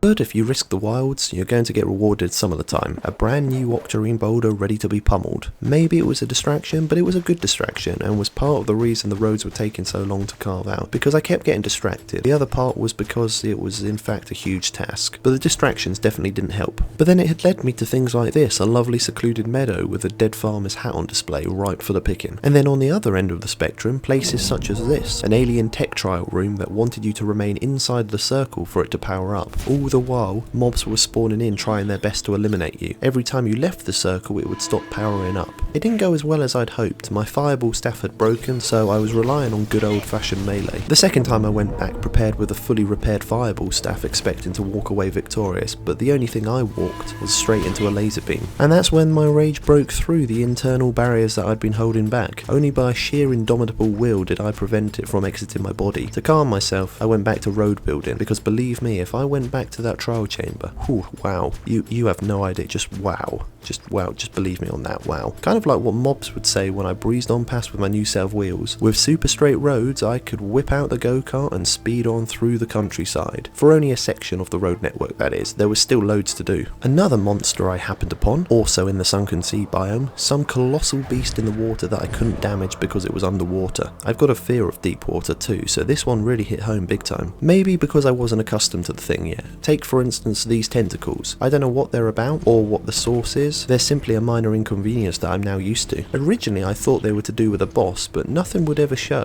What did show up was another alien tech arena, and after experiencing the last one, thought I'd leave it for a while. It took a long time, but eventually the outer road was complete. You heard correctly, only the outer road. But now we had a safe way to travel the outer edges of what we'd explored. However, the rest of the road was going to take so long that I thought I'd probably do it off camera, so you're not going to be bored to death death with public infrastructure. Damn, oh damn, that was a lot of work, and I didn't film any of it just like I said I wouldn't. The road had evolved quite a bit since a few seconds ago when you last saw it, but as you can clearly see, we had a giant grid network across the map, each intersection 200 blocks away from one another. Unfortunately, not a portal stationed at each one. I didn't have the resources for that amount. It's the mechanical gears and the octarine that were holding me back. So I made what I could to cover some of the key areas of the map. Oh yeah, that's much better portal coverage. You'll notice how there's still a lot of gemstone markers on the map, which were my indicators for all boulder locations, a lot of them being newly discovered and need drills set up at, including 3 or 4 octarine boulders, essential for portal crafting. So again, I'm going to do a bit of off-camera work taking care of all of them, so from the next clip onwards you'll know it's been done. You see this area right here? We've got a purple slime infestation with a gargantuan slime at the centre of it all. I'd come across him hiding away during the process of road construction, and he didn't appear to know that this was my domain. Something my little foxy sidekick wanted to drive home by getting the fight started before I'd finished widening the space. I liked the confidence that there was no need for chastisement. It meant a quick wardrobe change on the fly, and if I was honest, that was the hardest part of the fight. It was a carbon copy of my first ever boss fight with Glurch, and this went just as smoothly, even with purple slimes being drafted in as backup. The big boy was fighting a fight he couldn't hope to win.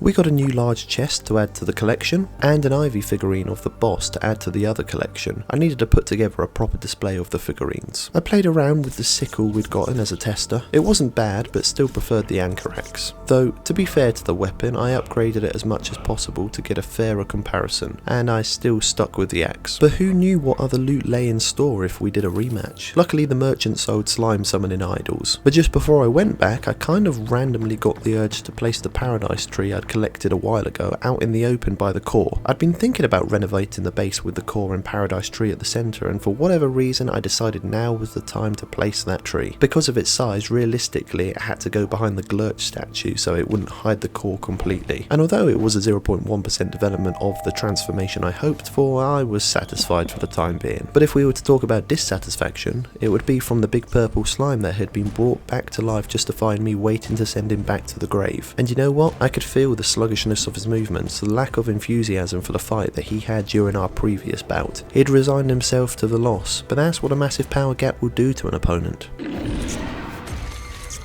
I'd like to say it was worth it, but the loot didn't offer anything new and exciting. Really, I could have called it a day there and then, but we still had 2 slime summoning idols to use up. Even my own enthusiasm dried up at the pathetic nature of his existence.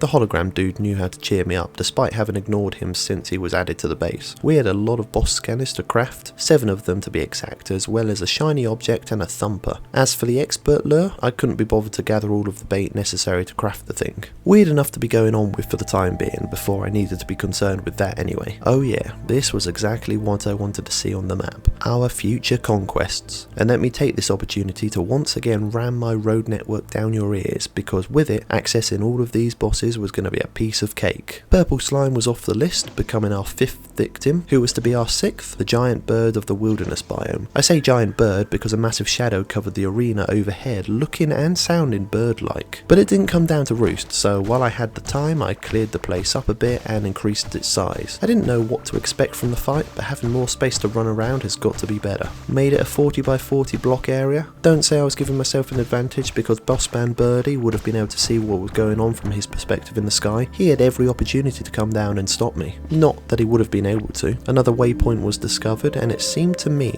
they were always located next to a boss chamber. Area clear and limbs lubricated, I put down the shiny object, which I had to read up how to do, to summon Azios himself. Whoa, shock. A giant bird, who saw that coming? For the fight, I stuck with my trusty fireball staff for that ranged magical damage. Azios opted with lightning bolts called down from the sky itself. At the time I didn't notice, but they actually made any dark patch brighter whenever they touched, so the arena was just going to get brighter and brighter with every fight. And there were a fair few to dance around, and danced around I did. Every now and then he'd have these blue crystals appear that I couldn't destroy with my staff, or my axe for that matter, but it did kindly notify me that I needed higher mining damage, so a few taps of my pick saw them break into oblivion. All in all, I enjoyed the fight, but it was another easy victory.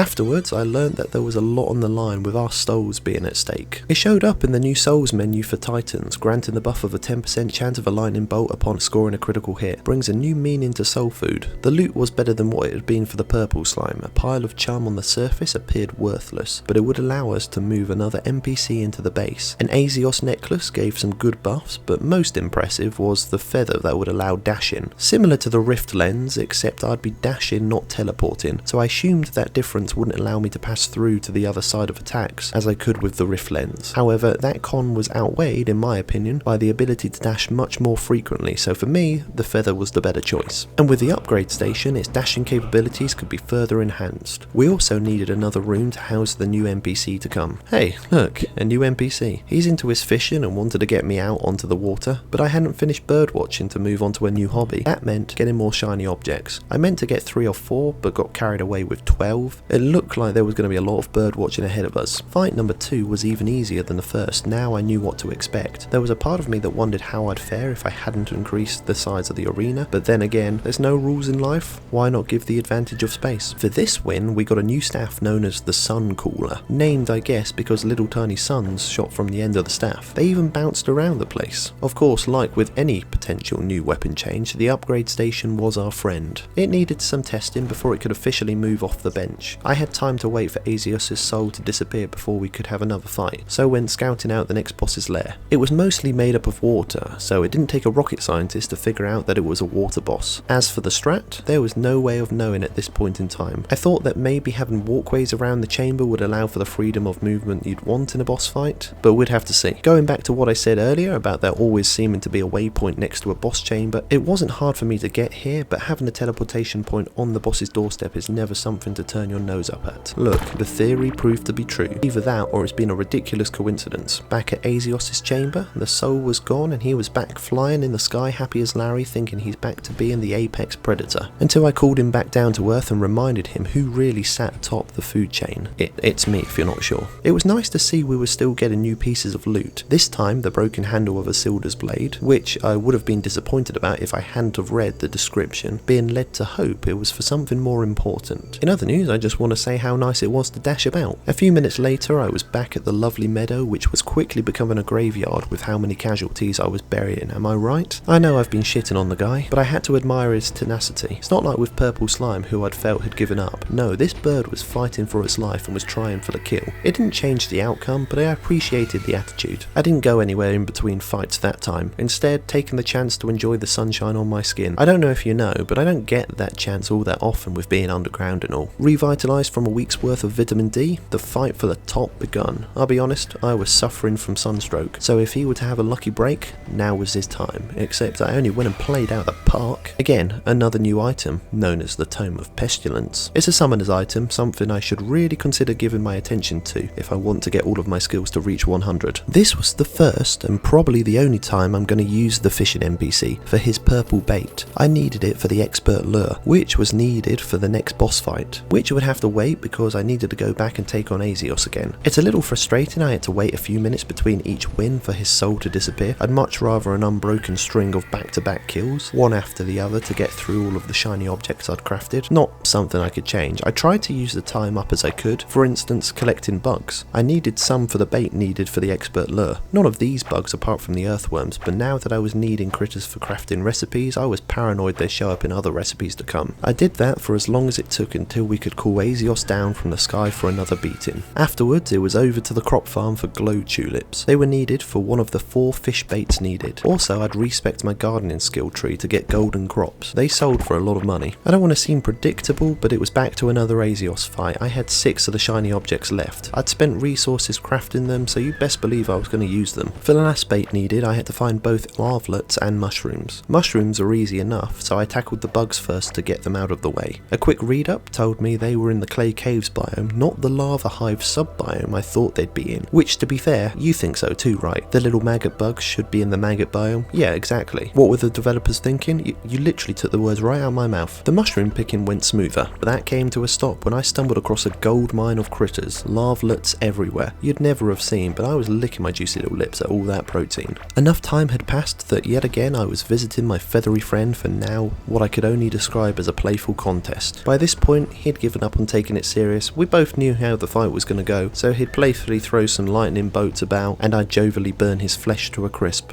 It was great fun, but playtime had to come to an end eventually, and we were back at the base crafting the last bait needed with the mushrooms and the larvalets we'd collected before our last fight. And that meant we could craft ourselves 2 expert lure. I'll be honest, only being able to craft 2 of the things was painful. The best thing to take my mind off of that was another bird fight, but to my surprise, that didn't do it. So I waited around impatiently for him to come back from the dead, but even that fight didn't do it for me either. I needed to get away for a bit. There was one boss scanner I hadn't been able to make, and that was for the sand titan. I hadn't enough scarab wing covers, so I was at the desert looking for them. I can't say my method was good, it was just to mine in a straight line until I found one, and then continue from there. Once I got as far as I could, I'd turn back and do the same adjacent to the path just carved out. Eventually I'd sweep across the entire desert and uncover them all. That was until I found a waypoint and thought, well, what have we here? Because as I'd learned by now, where there's a waypoint, there's a boss chamber. Oh, what was this? An unbreakable block? How highly suspicious. And a wide open space. I really hope a titan doesn't jump out at me. I say I really hope a titan... No, nothing jumped out. But this was 100% a boss chamber, which meant we didn't need those wing covers to make that scanner. But we did have 2 more Azios fights to get over with. This one being number 1, and this one, a few minutes later, being number 2, and the last time you're ever going to see Azios on your screen. From this video at least, maybe, I think. And that's because we had bigger fish to fry. I was pulling out all the stops with a solarite fishing rod. If I was going to be using an expert lure, I needed to have the best fishing rod on the market to fish up a titan.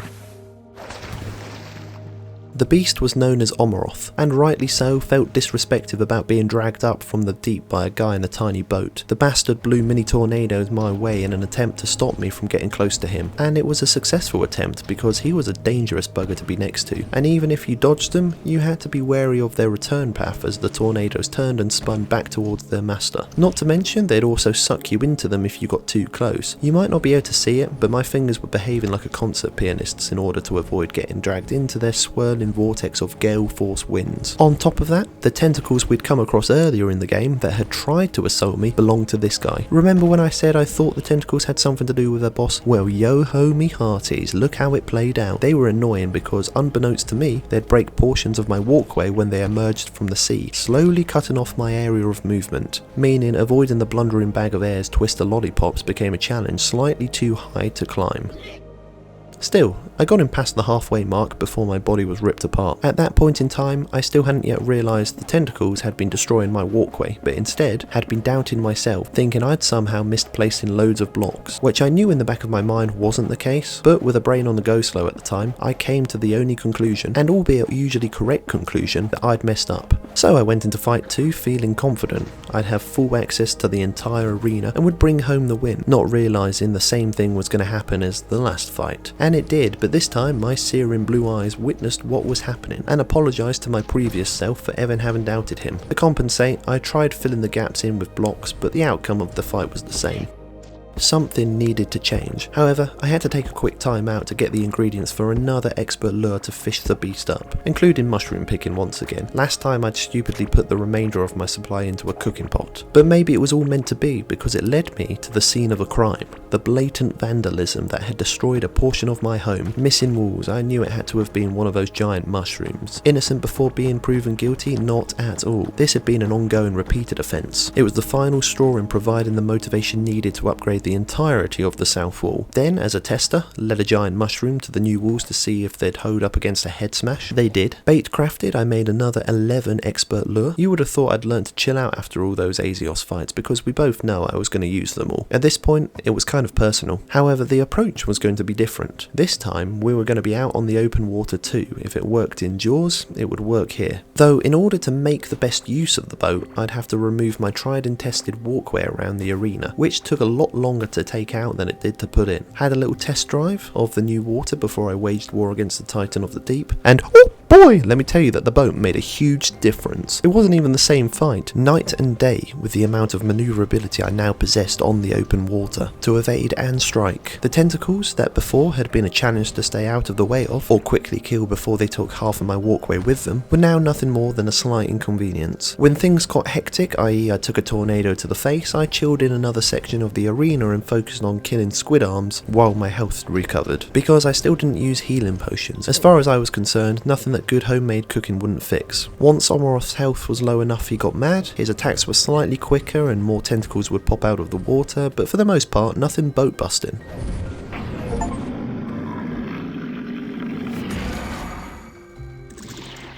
That's how we added a second Titan soul to the roster. As for the loot, nothing interested me. The Moonstone was good for mana, but I have to equip it in my offhand and there was no way I was giving up my feather and return to slow movement. Unfortunately, we were in the same predicament as with Azios. I'd have to wait for Omarov's soul to disappear before I could resummon him, and I had another 10 fights to come. It was only a few minutes, but it felt like such a long time. Still, it gave me the time to do other things in between, like for instance clearing sections of the cave around the base. At some point, as said earlier in the video, I plan to completely upscale the base to its final form, and for that I'd need empty space. That really was only for a few minutes though, because I was serious about having another 10 Omarovs. For the most part, the fight was easy enough with ranged magical attacks. There's not much danger. I could imagine if I were doing melee, this fight could be hellish, especially because even with magic I got closer than I needed to be and took 3 tornadoes head on. On a positive, because I'd been the one to get killed, Omarov had gone back down into the water, so no waiting was required to fish him back up to the surface. After I retrieved my boat, dying in water was such a pain, though not as much as removing the blocks I just placed to get to the boat. But it was worth it, that's what I told myself. However, positioning was still a big weakness of mine. Usually I'm a pretty patient guy, but with this fight that was not the case, and once again ended up in an awful position through greediness and got checked. It was embarrassing because I knew I could beat him. The fight wasn't hard, it wasn't me versus Omarov as you're seeing on the screen. It was myself versus myself, one of me on one shoulder erring on the side of caution, and the other version of me on the other shoulder daring to take risks and be reckless. And for this attempt I ignored what that second version had to say and listened to Mr. Reasonable, and guess what? We took home the win. This time the loot was more exciting, with the appearance of an Omarov figurine. Moving forward, I took on Omarov a few more times until all of the purple bait was used up. I won't bore you with the nitty gritty, just take my word for it, I played out of the park and annihilated him. There was interestingly one instance of the giant sea serpent appearing in the arena mid-fight, and I got distracted watching him under the water. It did make me wonder if we could take on both bosses at once. The only other thing of note was that I'd reached level 100 in magic. It had been a long time coming. It's now the 6th skill that had reached max level, only 5 more to go. Out of those 5, my summoning was the weakest. That was going to change. It had been a while since I'd gone Crollo Lucifer on the world, so I dusted off my old tomes and upgraded each of them in turn as much as I could. And after some damage output comparisons, the Tome of the Dead was chosen. However, like any skill, if I wanted to make full use of it, I was going to need to change outfits. I'd picked out 4 armor sets that gave summoner buffs and once again played around on the upgrade station. Each set had its own perks. The set I liked the most was the Grim armor set. As you can see, summoning is clearly the lowest level at a meager 24, while my second lowest is fishing all the way up on 68. That was shocking. Not as shocking as almost forgetting I needed new accessories to promote summoning buffs. Again, I went through the same elimination process of picking which made the final cut, and we were set. Summoner Juice and his little green floating skeletons were reporting for business. Test 1, at the mob farm, take out all of the hostile mushrooms and slimes, which to me was all of them. However, the skeletons had a different way of determining who was friend and who was foe, and that was simply by waiting until the enemy attacked, once my life was in danger, and then retaliating. Now correct me if I'm wrong, but when out amongst danger, I think it would be better to be proactive than reactive. That was one negative against them. A second negative, they had to get up close and personal before locking onto a target, and that required me to get closer than I wanted to. For these little mobs, it wasn't a big deal, but I had experience out in the big bad world. I knew what was out there. Still, that little testing session got us to level 25. Only 75 more to go. For cooking, we had only another 8 levels until max, and for this very occasion, I'd been saving up some food in the cooking pots inside the base that I'd known would net us enough levels to achieve that glorious 100. And just like that, level 100 for a 7th skill. Men aren't multi-talented? Hold my kitchen and check out my killer instinct. I was sniffing out new prey. A big old blue slime surrounded by lots of mobs. I really had to get my sidekick to calm down because like with the purple slime, he was firing preemptive shots at the boss, putting aggro onto me. That was not happening on my watch, not until appropriate renovations were complete. I knew I wouldn't be able to trust my sidekick in the realm of self-control, so I did it without his help and left to my own devices got carried away, making the arena much bigger than it needed to be, although part of that was because it felt so bloody satisfying to insta-break the blocks with a sledgehammer. At one point, I even thought about giving up on the boss and dedicating the rest of my life to mining out the entirety of the sunken sea biome because of how satisfying it was. A sense of duty was the only thing that stopped me from doing that. If there was evil in the world, it needed to be extinguished, and I was the fireman tasked with that job. The only difference between this slime fight and the others was that he'd blow pretty little bubbles. You think I'd lose to a creature like that? Absolutely not. In fact, I didn't even need to lift a finger because my little skeletons were doing all the work, gaining their oh so necessary experience. Much to my sidekick's disagreement, the most interesting piece of loot was the oozy egg. I'm gonna go out on a limb and predict as a little slime pet. Now, despite having carved out half the biome, the waypoint had still eluded detection. It took a lot longer than I'd like to admit to find. If you hadn't have noticed by now, I like to farm bosses for loot, and that was not going to change here. Specifically, I was after the blue slime figurine. I'm a bit of a collector. The fights also brought an opportunity to make the blue slime my guinea pig. Despite the Tome of the Dead being the best on paper, I wanted to try the other tomes to see what those summons were like. This one here was the Tome of Pestilence, obtained when we beat Azios and summoned ranged minions that would fire 3 projectiles at a time. They were actually great because they'd hit other mobs in the general vicinity too, and didn't need to be nearly as close as the skeletons to lock onto a target. Next up, the Tome of the Deep, my least favourite. It summoned little creatures around my character like a cluster of shells in Mario Kart. I didn't like them because of how involved I had to get in the fight in order to have them do damage. When I think of summons, I think of sitting back and letting them do all the work, not putting myself in the firing range. The last tome was also our original tome, the Tome of the Dark. Hadn't seen these bats in a long time. Wish I could say something positive other than slight feeling of nostalgia, but they were just a worse version of the Tome of Pestilence. Compatibility check complete. Moving forward, I was going to be using the Tome of Pestilence. They'd be a part of the team until we hit that big 100.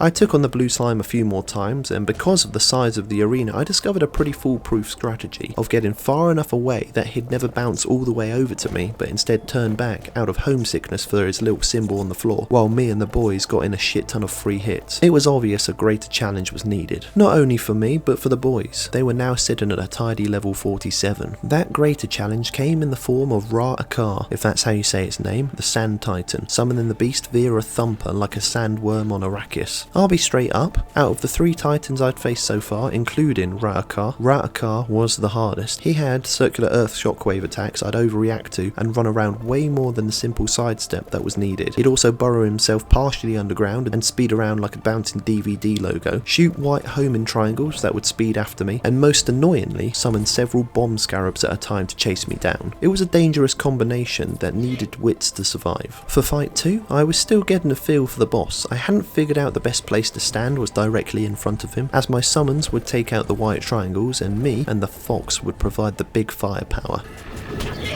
But that's what was enjoyable, learning the boss's attack patterns and figuring out ever more optimal solutions, until you're able to do it with your eyes closed. I felt for the other 2 Titan fights, Azios and Omroth, that had been lacking. They didn't press you the same. For me, I was having the most fun with this fight, despite not securing a win. It was challenging enough that I thought to myself some healing potions would be nice. Mum's spaghetti wasn't doing it for me. There were 20 of them, squirreled away in a chest. But 20 didn't seem like much, and I didn't know how quickly or slowly I'd go through them, so we made some more. And then took on the Sand Titan once more, this time surely for the win.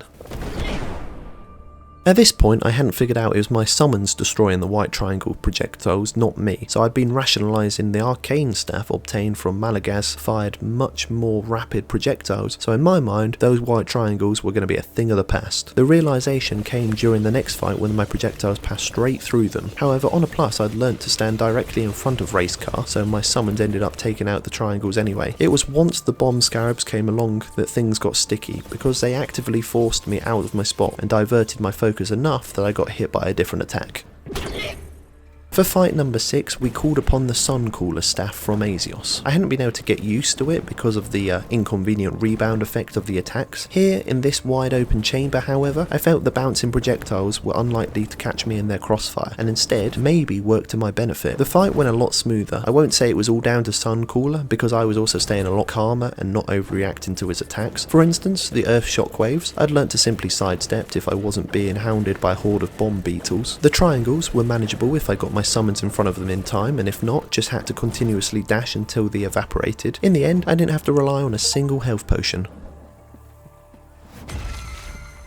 But I was beginning to rely on getting my soul fix. They were strangely narcotic. To get more, I'd have to take on the 3 titans remaining, and this bug brain was one of the stepping stones needed to achieve that, because with this, I'd finally be able to craft the Hydra altar at the Solarite workbench, and it was immensely disappointing. When I said stepping stone, I meant because I'd be able to make better gear to take on the titans, not boss summoning items. Yeah, sure, they're good to have, because how else are you going to summon the last 3 tunneling titans? But they're not what I got my hopes up for. I had to shake off my frustration in another Sand Titan fight. We still had 5 thumpers to go, but I guess my mind wasn't on the task because I didn't notice the bomb scarab detonated by my feet. The next fight went better, and now I felt justified that the first win wasn't dumb luck. Even better, we got ourselves a Rara Calf figurine. Fast forward a little bit, I'd taken on the Sand Titan 3 more times, lost 1 but won 2. I'm doing a recap like this because I forgot to hit the record button. Sucks, I know, but that's life. Let's get on with it. I've been around the block a few times and had come across many a locked chest. Rather than open them, each got added to the collection with the intention of opening them once I'd finished whatever it was I was doing at the time, but then move on to something else instead, and as you can clearly see, a bit of a stockpile had built up. A lot of keys were required, and even more resources had been used to craft them. Were they worth the amount of resources spent? Absolutely not. However, we all know I was abundant in resources, so the loss wasn't felt. In a way, it was a bit sad to open them all. I'd gotten so used to them as part of the base, as almost a decoration at this point, but needs must. And by open, I meant break them with a pickaxe so all of the items would go straight into my inventory. With the amount of chests that were there, it just worked out quicker doing it like this. I did the copper ones first, the iron second, the scarlet third, the galaxite fourth, and the solarite last. I organised all of the loot into the respective tiers. Here's all of the loot obtained from the copper chests. Here's all of the loot from the iron chests. Here's all of the loot from the scarlet chests. Here's all the loot for the octarine chests. Here's all of the loot from the galaxite chests, and here's all the loot from the solarite chests. I hadn't expected to get anything new because I was such a well-travelled individual, but that wasn't the case. I got a brand new tome. It's one of ashes. It seemed like it would be similar to the Tome of the Dead. I'd been slowly building up our stockpile of gears and gemstones by regularly trading with the merchant for his entire stock of 5 of each at a time. Now I could trade them in alongside other resources for a boatload of portals. Not enough to place at every intersection on the map yet. However, I could do every other intersection and still have 20-ish portals spare. Which, looking at the map, was good for us because there's still areas outside of what we discovered I'd like to have portals placed, and the portals we have across the main part of the map is more than enough. Like with the purple slime, when I'd been crafting the roads into the foundation of the earth itself, I chanced upon the sanctuary of the molten slime, the last one of the bulbous 3, and like his other 2 colleagues, his chamber was full of mobs I'd have to kill first. During the process, my minions got a little excited and went for Igneous before I was ready. I had to run to get out of there, but that's when the mobs could smell opportunity, and in my panic to escape, wasn't paying them much attention. Don't sweat the small stuff, that's what I say, and with the power of immortality I was back, but not with a vengeance. I was actually feeling rather chilled out. Lucky, because it was going to take some time to renovate the chamber into something more spacious and fair on both parties for the fight. Because at the end of the day, aren't we all here for a bit of equality? And that's what you're going to see in this fight. 2 adults clashing on equal terms. Look, I'll give credit where credit's due. This guy was the hardest out of all the slimes faced. He hit the hardest, would leave molten gel on the floor where he bounced, and would shoot fireballs that wrecked a HP bar. But that didn't mean he was a hard fight. Sure, I'd already died to him, but that was simply because I hadn't realised the fireballs were so punishing. Because with the chamber how it was, that's all I ever had to worry about, and even then, getting out of the way of them wasn't difficult. The strategy evolved into what I discovered with the blue slime. Stay far enough away, he'd never get all the way over to me, but instead turn back and head for home while me and the boys fucked from behind, keeping him in a never-ending state of limbo that had only one conclusion.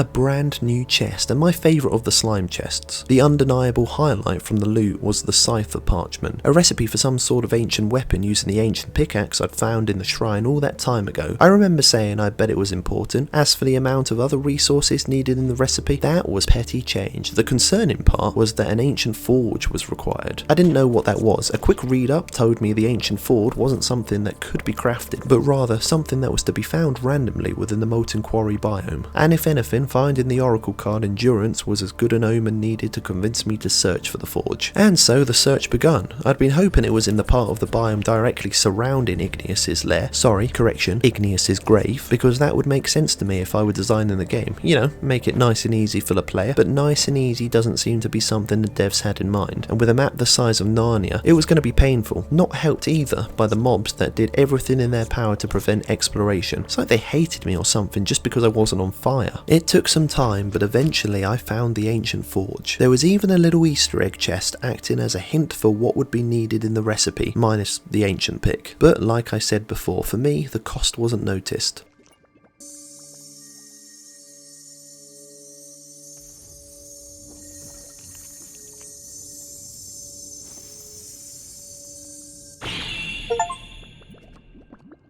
The product of my labour, an unbreakable pickaxe known as Soul Seeker, and although it wasn't as powerful as my Solarite pick, it was quicker and, as already stated, unbreakable. Not to mention it wasn't at max level, so it would only get better. Unfortunately, I couldn't do that at the time because I didn't have the gemstones required, and I was adverse to using gemstones at the time because I'd seen the boss summoning items at the Hydra altar needed gemstones to craft. Emeralds for 1, sapphires for 2, and the ruby for item number 3. Unfortunately, they didn't show up in Igneous's loot. Still didn't stop me from organising a rematch because who knew what else we might come across. A new egg, for instance, was kind of interesting, a black oozy egg, which I guessed would be the same as the blue oozy egg from the blue slime and would hatch into a miniature slime, or what I assumed. There could have been a flying monkey for all I knew. I got another cipher parchment, which made me think I could craft more than one Soul Seeker pick. I liked that. Pointless to do in single player, but multiplayer it would be great. I also got this cool Burnzooka, which is a bazooka but with fire. Maybe I'd get something even cooler in a future fight, so I went and bought another 3 slime summoning idols and beat Igneous not once, not twice, but all 3 of those times. It was fairly disappointing to not come away with an Igneous figurine. I mean, there was nothing to stop me from continuing to grind for it, but I just kind of wanted to move on. In the south of the desert, I'd found this giant crystal/galaxite boulder that was surrounded by smaller crystal shards. Didn't know what it was, but it looked cool. Using those shards, an item known as the Crystal Meteor Chunk could be crafted. An offhand item that gave a 22.9% damage buff. That's insane, and I put it into storage because I didn't want to give up my little dashing capabilities. I hate being slow. The next boss on the list was that giant sea serpent we'd seen paroling the depths of the sunken sea biome, except I didn't know how to get its attention. After some reading, I found I needed an item called the bait pillar that could be bought from an NPC we didn't have, but would move in if we had an item called the nuclear battery, which we could win as a reward for winning the challenge arena, the place I'd died a couple of times before trying to stay inside the circle and gave up on, spouting that one day I'd be back. That day had come. Desperation drives a man to do many things others wouldn't, and as we know, traps were not beneath me to get the job done. Except they couldn't be placed in the arena. The devs must have seen this coming and actually wanted the challenge arena to be a challenge for players. Well then, if that's how they were going to play it, challenge accepted. Challenge completed.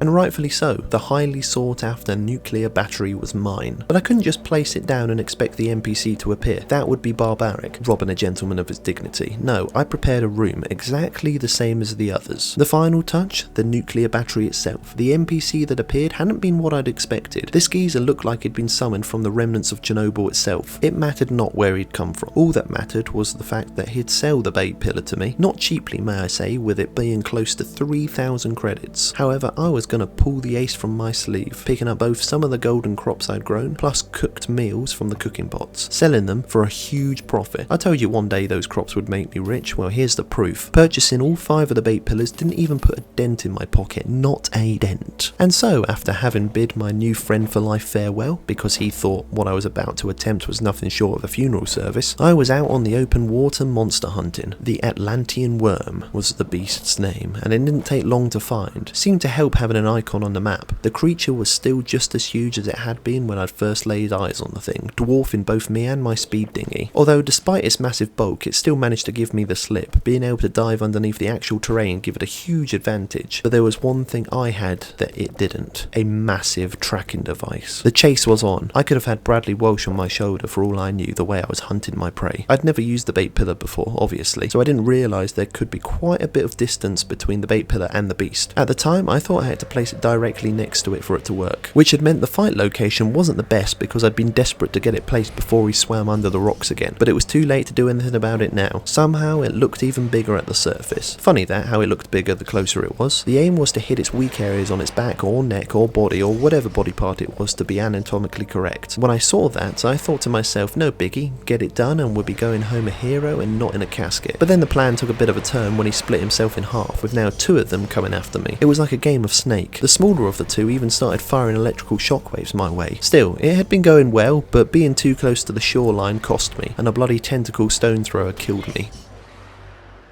It meant I had to build a second boat to retrieve my dead body. The worm, however, had disappeared. After some tracking, I hunted the worm into deep water away from the shoreline and the mobs that spawned in the shallows. It was just me and him, and he could sense the shift. The tide had turned, and although I was the smaller of the 2 of us, I packed the bigger punch. No wonder he had to split into multiple serpents to try and take me out, but it wasn't going to work. He hadn't known that I'd learnt to ride a boat amidst tornadoes and tentacles. It was the most alive I'd felt in a long time, and seeing his body burst into pieces and rain down into the ocean, blood splattering everywhere, cemented the experience as a core memory.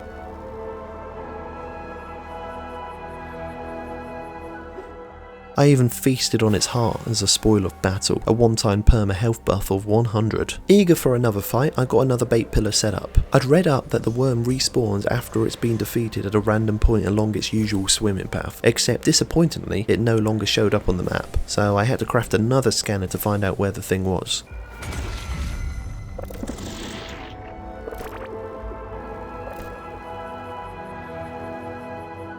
I tried placing the bait pillar again after the fight, but again no response. From the worm, that is. Omarov's tentacles, on the other hand, made another appearance. I thought we'd seen the last of that guy, but I guess he was bitter about me not seeing him as the real king of the sea. Although at this point, after beating the worm twice, I think it's only fair to say I was the king of the sea, but twice beaten wasn't enough. Regrettably, I got impatient and crafted a couple more scanners. It pained me every time I used mechanical gears to craft anything, because they were a fairly scarce resource when you're always saving them to craft portals. But it was good to see the boss icon back on the map, and once close enough, the bait pillar was lanced into the ocean, and the fight was on once again. I jumped through some hoops to get back in the ring with this guy, so I was pulling out all of the stops to ensure we walked/swam or boated away with the victory. Interestingly, the winner's theme played again.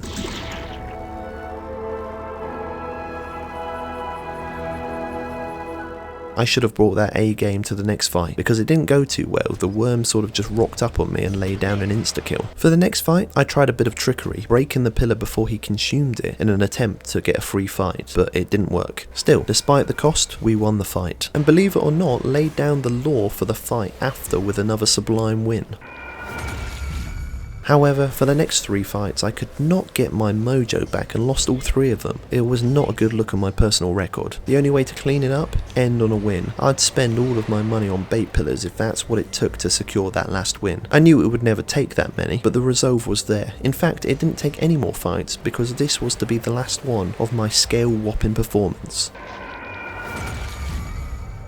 From all of the wins, I actually got a new sword that was good enough to replace the anchor axe. It restored 4 HP on every successful hit. That's better healthcare than most countries. Back at the base of Legend, it was time for the Uzi eggs to be cracked open. Surprise, surprise, little mini slimes. Who would have thought? On a serious note, I actually decided to make little junior lava slime my new companion. Time for our fox dog friend to hang up his collar. Thankfully, we didn't have to go through the ordeal of leveling when we could fast track him with a beast boosters, providing 5,000 XP a pop. That got him all all the way up to the heights of level 9 of 10, and now he'd dish out some mean damage. After having used the cipher parchment to craft the unbreakable soul seeker, I had been wondering what the rune parchment would make. The one ingredient I didn't have was the clear gemstone. Found out that it was inside a chest at the centre of a maze. Luckily, I'd found a maze on my travels, but never went inside because I was busy doing something else. Don't know what, probably road building. Now was the perfect excuse. Although there was no chest at the centre of this maze, just a bunch of items, none of them the clear gemstone I was after. Turned out it had been the wrong maze, and at the centre of this one was the chest I'd been hoping to see, and even more so, the clear gemstone inside. With everything required, the rune parchment was used, and from thin air the rune song was birthed into the world. An unbreakable sword that would heal me for 10 life per melee hit, that went up to 13 life per hit after some time at the upgrade station. You won't be surprised to hear it became my main melee weapon. You haven't witnessed much of the Slime Jr. in action, and I'll be honest, I haven't witnessed much from him either. Granted, he had large shoes to fill, but I'd expected more from what I'd seen from him. So my fox pet came back out of retirement. I even gave him an official name to solidify him as my permanent partner, deserving to finally have his own identity. What was next for me and my named companion? Another challenge arena. This one classed as the Sunken Sea Challenge Arena, because it was an alien tech zone found within the Sunken Sea part of the map, and I knew from this I'd be able to get ocean sapphires. That was important because without them we wouldn't be able to craft all of the boss summoning items at the Hydra altar. The challenge was the same concept as before, stay in the circle for long enough to win, only this time the layout was slightly different than last time. Although very similar to last time, I died, and died again on the second attempt, but it only took until attempt 3 for me to see success, despite the last wave face to be slightly mental with 14 crystal dogs hounding me for blood.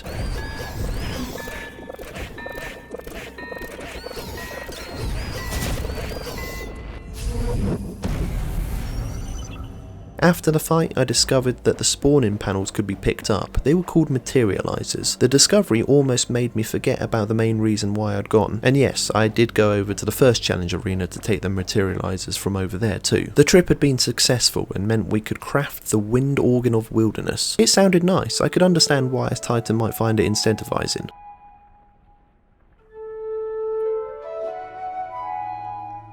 First, I'd need to figure out where to slay the beast. The location was going to be as important to victory as the fight itself. It was a roaming boss with a wide territory. I wanted it to be in a part of the map I hadn't gone into, but was still part of the beast's path, marking it with a boss icon. That location wouldn't be any good if I didn't prep the area first. I mean, at the moment, it was just a random section of Azios' wilderness with many obstacles that would restrict movement. For me, it was business as usual. Do what I'd gotten good at. Excavation, transforming it into a boss killing arena. Maybe Colosseum was more apt with how large the space was. Probably too large, but I could only see a benefit with that, better than too small. Then it was over to the Sunken Sea biome to do the same again. I bet you'd been thinking I was going to get straight into the boss fight. Understandable, but no, there were another 2 Roman Titans on the loose. I wanted to get those arenas set up for those 2 first. Then I'd be able to take them on back to back rather than having to pause in between because I needed to set up another arena. Fortunately, the Sunken Sea Titan went through the lower section of the blue slime arena we'd carved out earlier, so I only had to expand the space a little more for it to be boss ready. The last Roman boss took us to the Desert of Beginnings, underneath where we fought Raakar.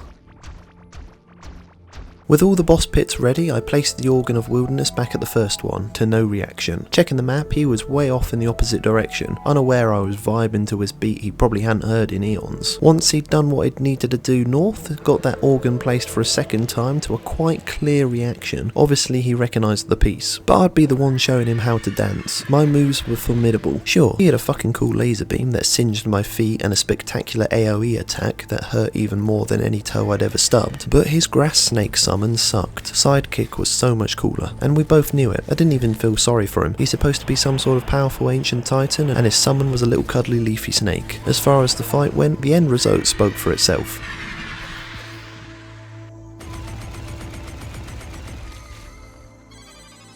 Ferocious looking chest though, kind of like a camouflaged mimic. Inside, a couple of jungle emeralds. Now I had a place to farm them. With the eyes of the last Hydra, I could now make the organ for the next Hydra. Completely barbaric if you asked me, but it's what tickles their fancy. And the sound produced was much more eerie than the previous organ.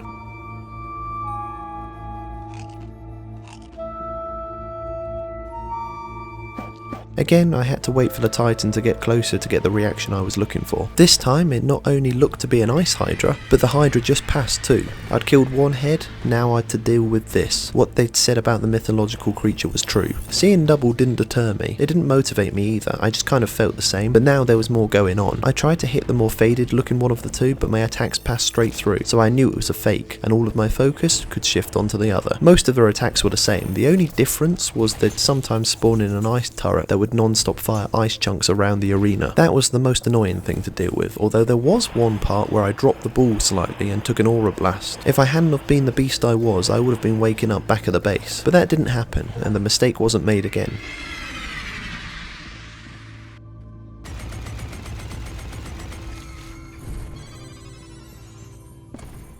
The win gave me ocean sapphires and the illustrious Hydra eyes carved straight from the beast's skull itself. Savage, I know, but it meant we could craft the wind organ of fire. With a name like that, you'd be expecting something seriously heavy to be admitted through those pipes. But no, the sound was haunting. It's as if the organ sound had become more unhinged as we went from the first Titan to the last Titan.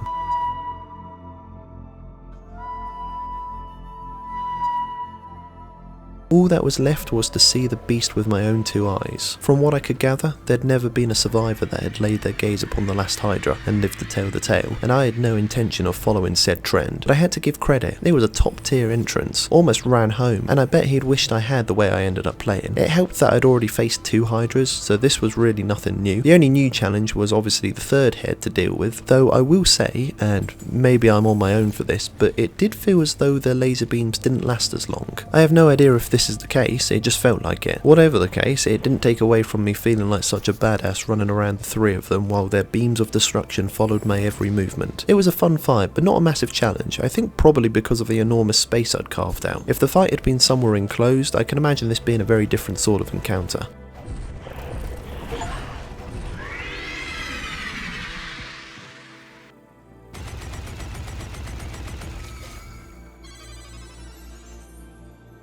Still, a win's a win, and I was most pleased with additional desert rubies and a Hydra figurine. The defeat of the last Titan meant my duty to the core was done. There was nothing more for me to do now that danger had been extinguished. I was a little disappointed I didn't get much in the way of thanks, but more of "we're taking over the world and we can't let you live" sort of response. Not the best when I'd gone out of my way to help. He should apply for a managerial position in a large company with that sort of behaviour. The core's words took me south to witness the dawning of a new civilization, beginning, I supposed, with my death, and of all the places, there was only one place to the south my mind went to, the giant crystal. Yeah, it was on the map also, but instinct told me there'd been something about this crystal when I first found it. As always, I postponed the fight to make the space safe, which just meant making it bigger, same old story, and on my own terms, I interacted with the crystal. It was a power play, having made him wait for me to be ready before I initiated the fight. It was like some alien tech Buddha boss that started monologuing. It was the same speech I'd gotten from the core, so I kind of tuned him out. Once the combat begun, there was no more need for yapping. We both spoke through our actions, and I'll be real, he had a lot of them. Lightning attacks like Azios, large homing missile triangles like what Rahakar had used, and tornadoes much like Omaroth. Attacks definitely inspired by three not long deceased titans, rest their souls, which was kind of cruel to say because I'd eaten them. The guy had 2 health bars, much like the Hydras. I'd have to take out the first health bar before I could get to the real health bar that was his actual health. To do that, all I'd have to do was take out the 3 miniature cores orbiting him. Each time one was destroyed, it'd start firing little electrical balls of energy, and now that I think about it, those attacks were much like what the Atlantean worm had used. It's like pieces of a puzzle all falling into place. The fight was going well until I stupidly ran past the destroyed core, forgetting about the lightning projectiles. Fair enough, it was the big fight of the game. A death was to be expected. Round 2, I thought I'd be restarting from the beginning, but no, the fight kicked off where we'd left off. Some of his health having restored, so not quite where we'd left off, but not far from it. I'd rather his health have been back to full for an untainted victory, but you've got to make do with what you've got sometimes. Surprisingly, there was a phase 2, and this was where the fight really begun, and all because of one ability, his domain expansion, that would engulf the world in darkness, having only 3 safe spaces to stand within, but would increasingly get smaller while he continued to volley his attacks as normal. If you went into the darkness, you'd be hit for damage. It took me some getting used to, and I died a few times because of it, but I had to say it was a really good boss fight. I had a lot of fun.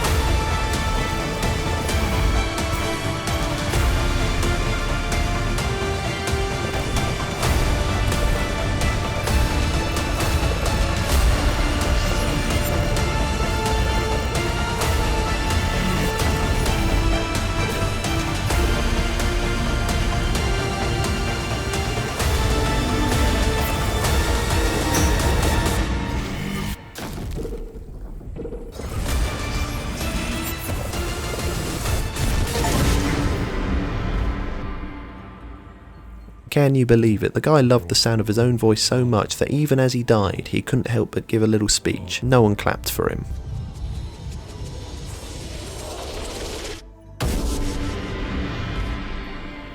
No one clapped for my victory either. Who needed applause when you had loot like this? All 3 gemstones, rubies, sapphires and emeralds. I'd found the perfect place to farm them. A couple of Core Commander figurines were cool too. They would always remind me of this day. I'd been wondering how I'd be able to resummon the Core Commander, the boss we just faced, and as if the stars aligned, I found the merchant offering summoning idols for sale. I didn't know how this guy worked so quick, and quite frankly didn't want to know in case he was the mastermind and had orchestrated everything just to drive a profit for himself. No longer needing to save gemstones, they could be used at the upgrade station, and I leveled up a few things to max level. Rune Song, the Fireball Staff, Soul Seeker, the Dome of Pestilence, my Galaxite Sledgehammer, my Grim Hood and Grim Breastplate. A triumphant day it had been. As far as the game was concerned, that marked the end of my journey. I'd done what needed to be done, defeated the Core Commander and earned my freedom. However, that was not where my journey was going to end. Sure thing, I'd beaten the main game, but I wasn't finished. First thing on the agenda, fix up the base. I was now a champion and deserved to have a base that matched. Not to mention the NPCs were always slagging off how boring the place looked, and although I'd deny it, deep down I knew they were right. What the new base would look like, I didn't know. I was seeing where the creative process took me, and most of it was off camera while I shifted things about and thought about what I wanted. So next clip should be the base transformed. Welcome back, here it is, the transformation. It took a long time to figure out where I was going with things, but I was really happy with how it turned out. So obviously, here we were at the base. At the centre of the world, the now fixed core was now the centre of our base. I'd split the base into 4 small islands around the core. This first island was for my figurines. There were a lot more of them in storage, but they were duplicates, so I didn't bother putting them out. The second island was for my valuables. I thought, what was the point in having them tucked away where no one could see them? Myself, and by extension, any of you who have miraculously made it this far into the video. Just want to add, you're the real heroes. Again, I hadn't put any duplicates out. These were all standalone originals on display. Island number 3, Merchant Island. They'd made the move with me, and I'd even upgraded their houses so they'd stop making fun of me, and I think it had worked. That, and locking them inside of their rooms so they'd never be able to see the outside world again. The chests you see at the top were for both my money and for duplicate items waiting to be sold. I like to sell everything in batch. Once the chests were full, it was just kind of more satisfying. The final island is where I spent most of my time, and had all of my storage, crafting setups, furnaces, and any other station that would be of any practical use to us. All of the storage was categorized with adjacent items placed as visual representations of what were in the chests. And because of the way it's laid out, whenever I used a workbench or an upgrade station, it'd be able to pull all the resources required for whatever action I was doing from the nearby assorted chests. It was great. That's not all. There are also 4 walkways coming out from the core heading north, east, south and west respectively, all lined with crystal trees for where the islands were placed, but a bit further along and the trees changed to some of the trees I'd picked up on my adventure. I'd also taken out a lot of blocks from the surrounding area and installed glass walkways across the now large expanse. This is a freeze frame to show you that there were a couple of Galaxite turrets stationed at the end of every walkway to kill any nearby mobs. Obviously nothing was a threat to my safety, but it prevented mobs from making their way into the base and annoying me with their presence. The map really shows the scale of the base. Almost all of the starting area of the world had been taken out to create this place. It was by far the biggest thing on the map. Well,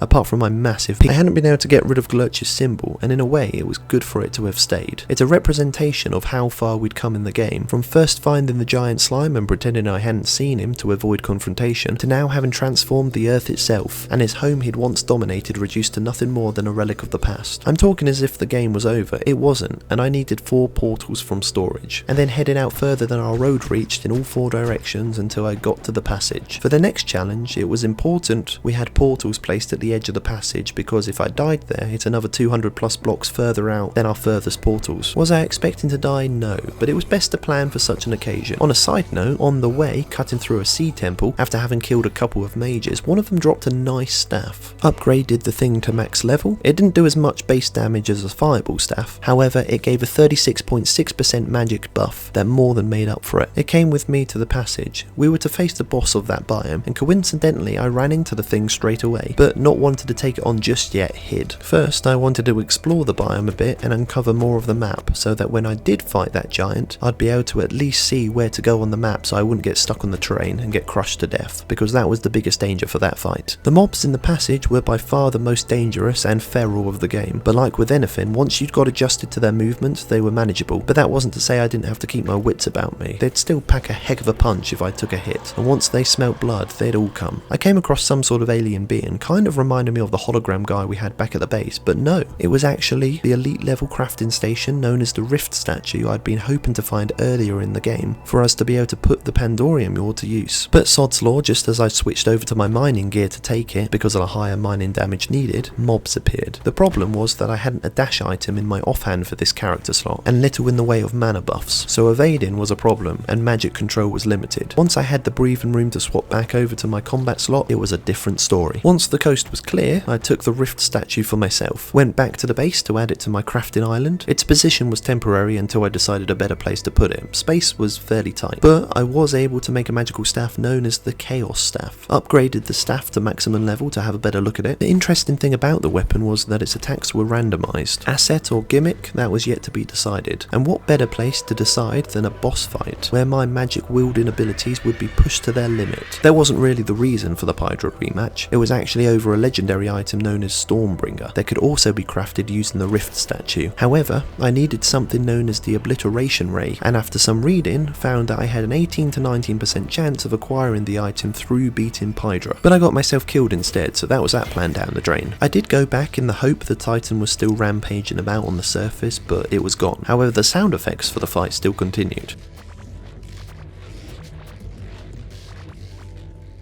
I had to log out and log back in order for it to stop. Must have been a bug. There was plenty of time to fight Pydra. Wanting a change of scenery, I went back to the passage to uncover more of the map for when we took out our last yet to be defeated boss of the game. Though, from what I was seeing, even after uncovering the map, navigating the terrain was going to be a challenge. Once the rumbling began to signify the boss's arrival, I thought, let's give it a go. See how we do. The nice thing was that the boss didn't have any attacks, only its rolling sludge body it would use to crush me if I let it. It was a straightforward fight. 3 pink weak spots that needed to be taken out while running backwards. Once they were taken out, some questionable thing would emerge and need to be beat violently before it would disappear and the fight would continue. Each time he got a little quicker. I got it to about half health before getting stuck on the terrain and got ran over. I was right, it wasn't going to be enough to uncover the map. I was going to need to prep the areas of the biome that could potentially cause issues in future fights. And there were a lot of sections of the terrain that were misleading and didn't have any way through, or cumbersome to navigate even when not being rushed by a 100-ton boss. I hadn't finished the work before the boss had rolled around again, so I tucked myself into a part of the terrain that had branched off to safety, wanting to watch as it passed, except it filled more of the space than I'd anticipated and killed me again. The next time he rolled on by, I made sure to mine into a section of the terrain he wouldn't come into, and then sprung out from behind to try and do some damage, but it was of no use. As for the mobs, I hadn't forgotten about them. They wouldn't let me, but I had noticed that they come in waves. It was never just the one, it would always be a multitude, and if there was only one, more would sure to follow within the minute. Then, once you'd taken them all out, it'd go quiet again and you'd have the peace to explore. That was the most dangerous thing about the mobs in this biome. They'd ambush you from seemingly nowhere and wouldn't leave you alone until you killed them. Taking on the boss again, I got his health lower than I did last time, but wasn't quick enough getting around a large chunk of the terrain and got crushed for a third time. After some more idiot proofing, I took on Urschleim once more. That was his name. For the start of the fight, I went with melee, as my mana was being split between summoning and the sorcerer's staff, which I began using again rather than the chaos staff. It was just too unpredictable for my liking. Going melee was manageable for the first half of the fight. As things progressed, however, and he quickened the pace, it became increasingly difficult to stay out from under his weight, so I had to switch back over to magic, only going back to melee when he revealed himself.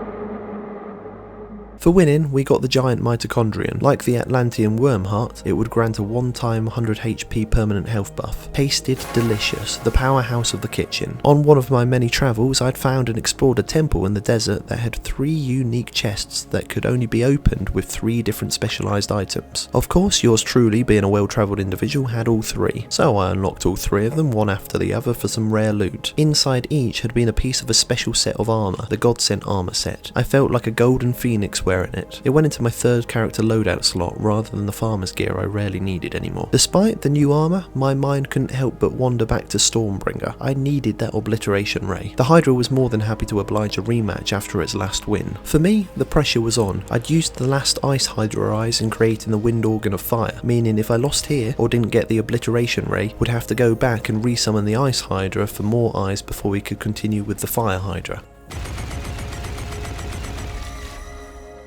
Luckily, we didn't have to go down that route, because not only did I win the fight, but the obliteration ray was tucked inside waiting for me. It felt good to use. I couldn't believe how cool I looked. And yet, it was only a small cog of a larger wheel. We crafted Stormbringer, and it had infinite durability, and somehow managed to look even cooler than the obliteration ray. I had the power of electricity at my fingertips, and noticed it did more damage when wearing my miner's outfit. It seems I'll be able to partake in a serious bit of mining and combat without having to swap outfits every time a threat came by from now on. That was motivation enough to max out as much of my miner's gear as possible. More good news, our summoning skill had reached level 100 during the last boss fight. It was time to say goodbye to that class. There were 3 left: melee, ranged, and fishing. Fishing I'd save until last, and ranged was covered by my pet at level 98. I was hoping that it'd reach level 100 within the next fight or two with this guy again. My focus was on melee, and I thought, what better boss than the core commander to level when I could get in hundreds of melee hits per fight. I had 30 summoning idols to use up, including the one I'd used to get this fight started. Extreme, yes, and I didn't think I'd need anywhere near that many, but it was nice to have them in case, though fighting my urge to continuously fight him over and over until they were all gone would be difficult. This time around, the fight wasn't nearly as hard. I genuinely think it was my summons that had been fucking me up the previous time, because now I could time when the little cores got destroyed during the second phase and not have their projectile firing positions make life difficult for me when stuck inside one of the 3 circles of his domain expansion. I took on the core commander a further 2 times before Sidekick single-handedly carried our ranged skill to level 100. I let him rest inside of my inventory so I could maximise the amount of melee XP I'd get from the upcoming fights, which was only another 2 fights that were much quicker to win now I developed a real rhythm for the boss. But there we go, level 100 for melee. We were on the cusp of doing something great. Talking of melee, after obtaining the Godsent armor, I'd thought that would be the armor I'd always use for a melee build, but because of the recent core commander fights, my eyes had been opened to the core commander armor set. Of course, both sets went through the leveling process to max level for better comparison, and after careful consideration, it was the set bonuses of the core commander's set that pushed it ahead. They were pretty incredible. After that, I put all of the newly acquired gemstones to use, maxing out as much of my gear in my character slots as possible until they ran out, and then dusted off my old rod and went out to catch us some fish, because I was hungry. A ferocious appetite for level 100 in the way of the water, only satiated once those triple digits shone up like 3 sevens at Vegas. I'd meant to do a couple of levels here, a couple of levels there throughout my time in the world, spacing out the task, but had gotten distracted so many times that it never actually happened, and now laws were going to need to be made to prevent overfishing with what I was hauling out of the water.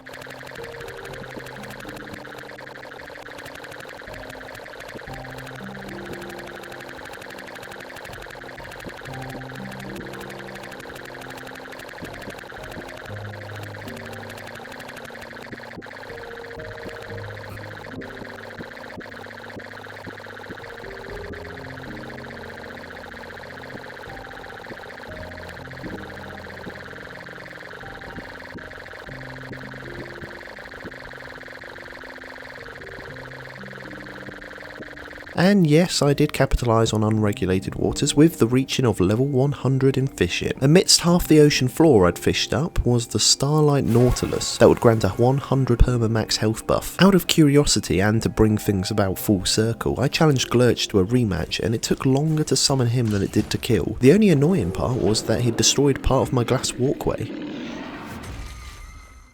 The next fight I used Stormbringer and it went even quicker. It was eye-opening. I wasn't the same lost boy that had come into the world all that time ago.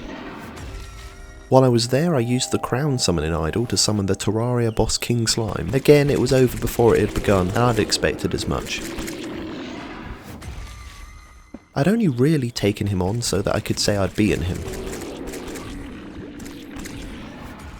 There was one last thing to do in this world, or should I say potentially one last thing to do, depending on the outcome. It was to go back to the passage and push out further than I'd ever done, heading into uncharted territories. But it wasn't to be. I'd reached the edge of the world and there was nothing more to explore. The passage was the final destination. And finally, after so much time spent in this game, I could now get my life back.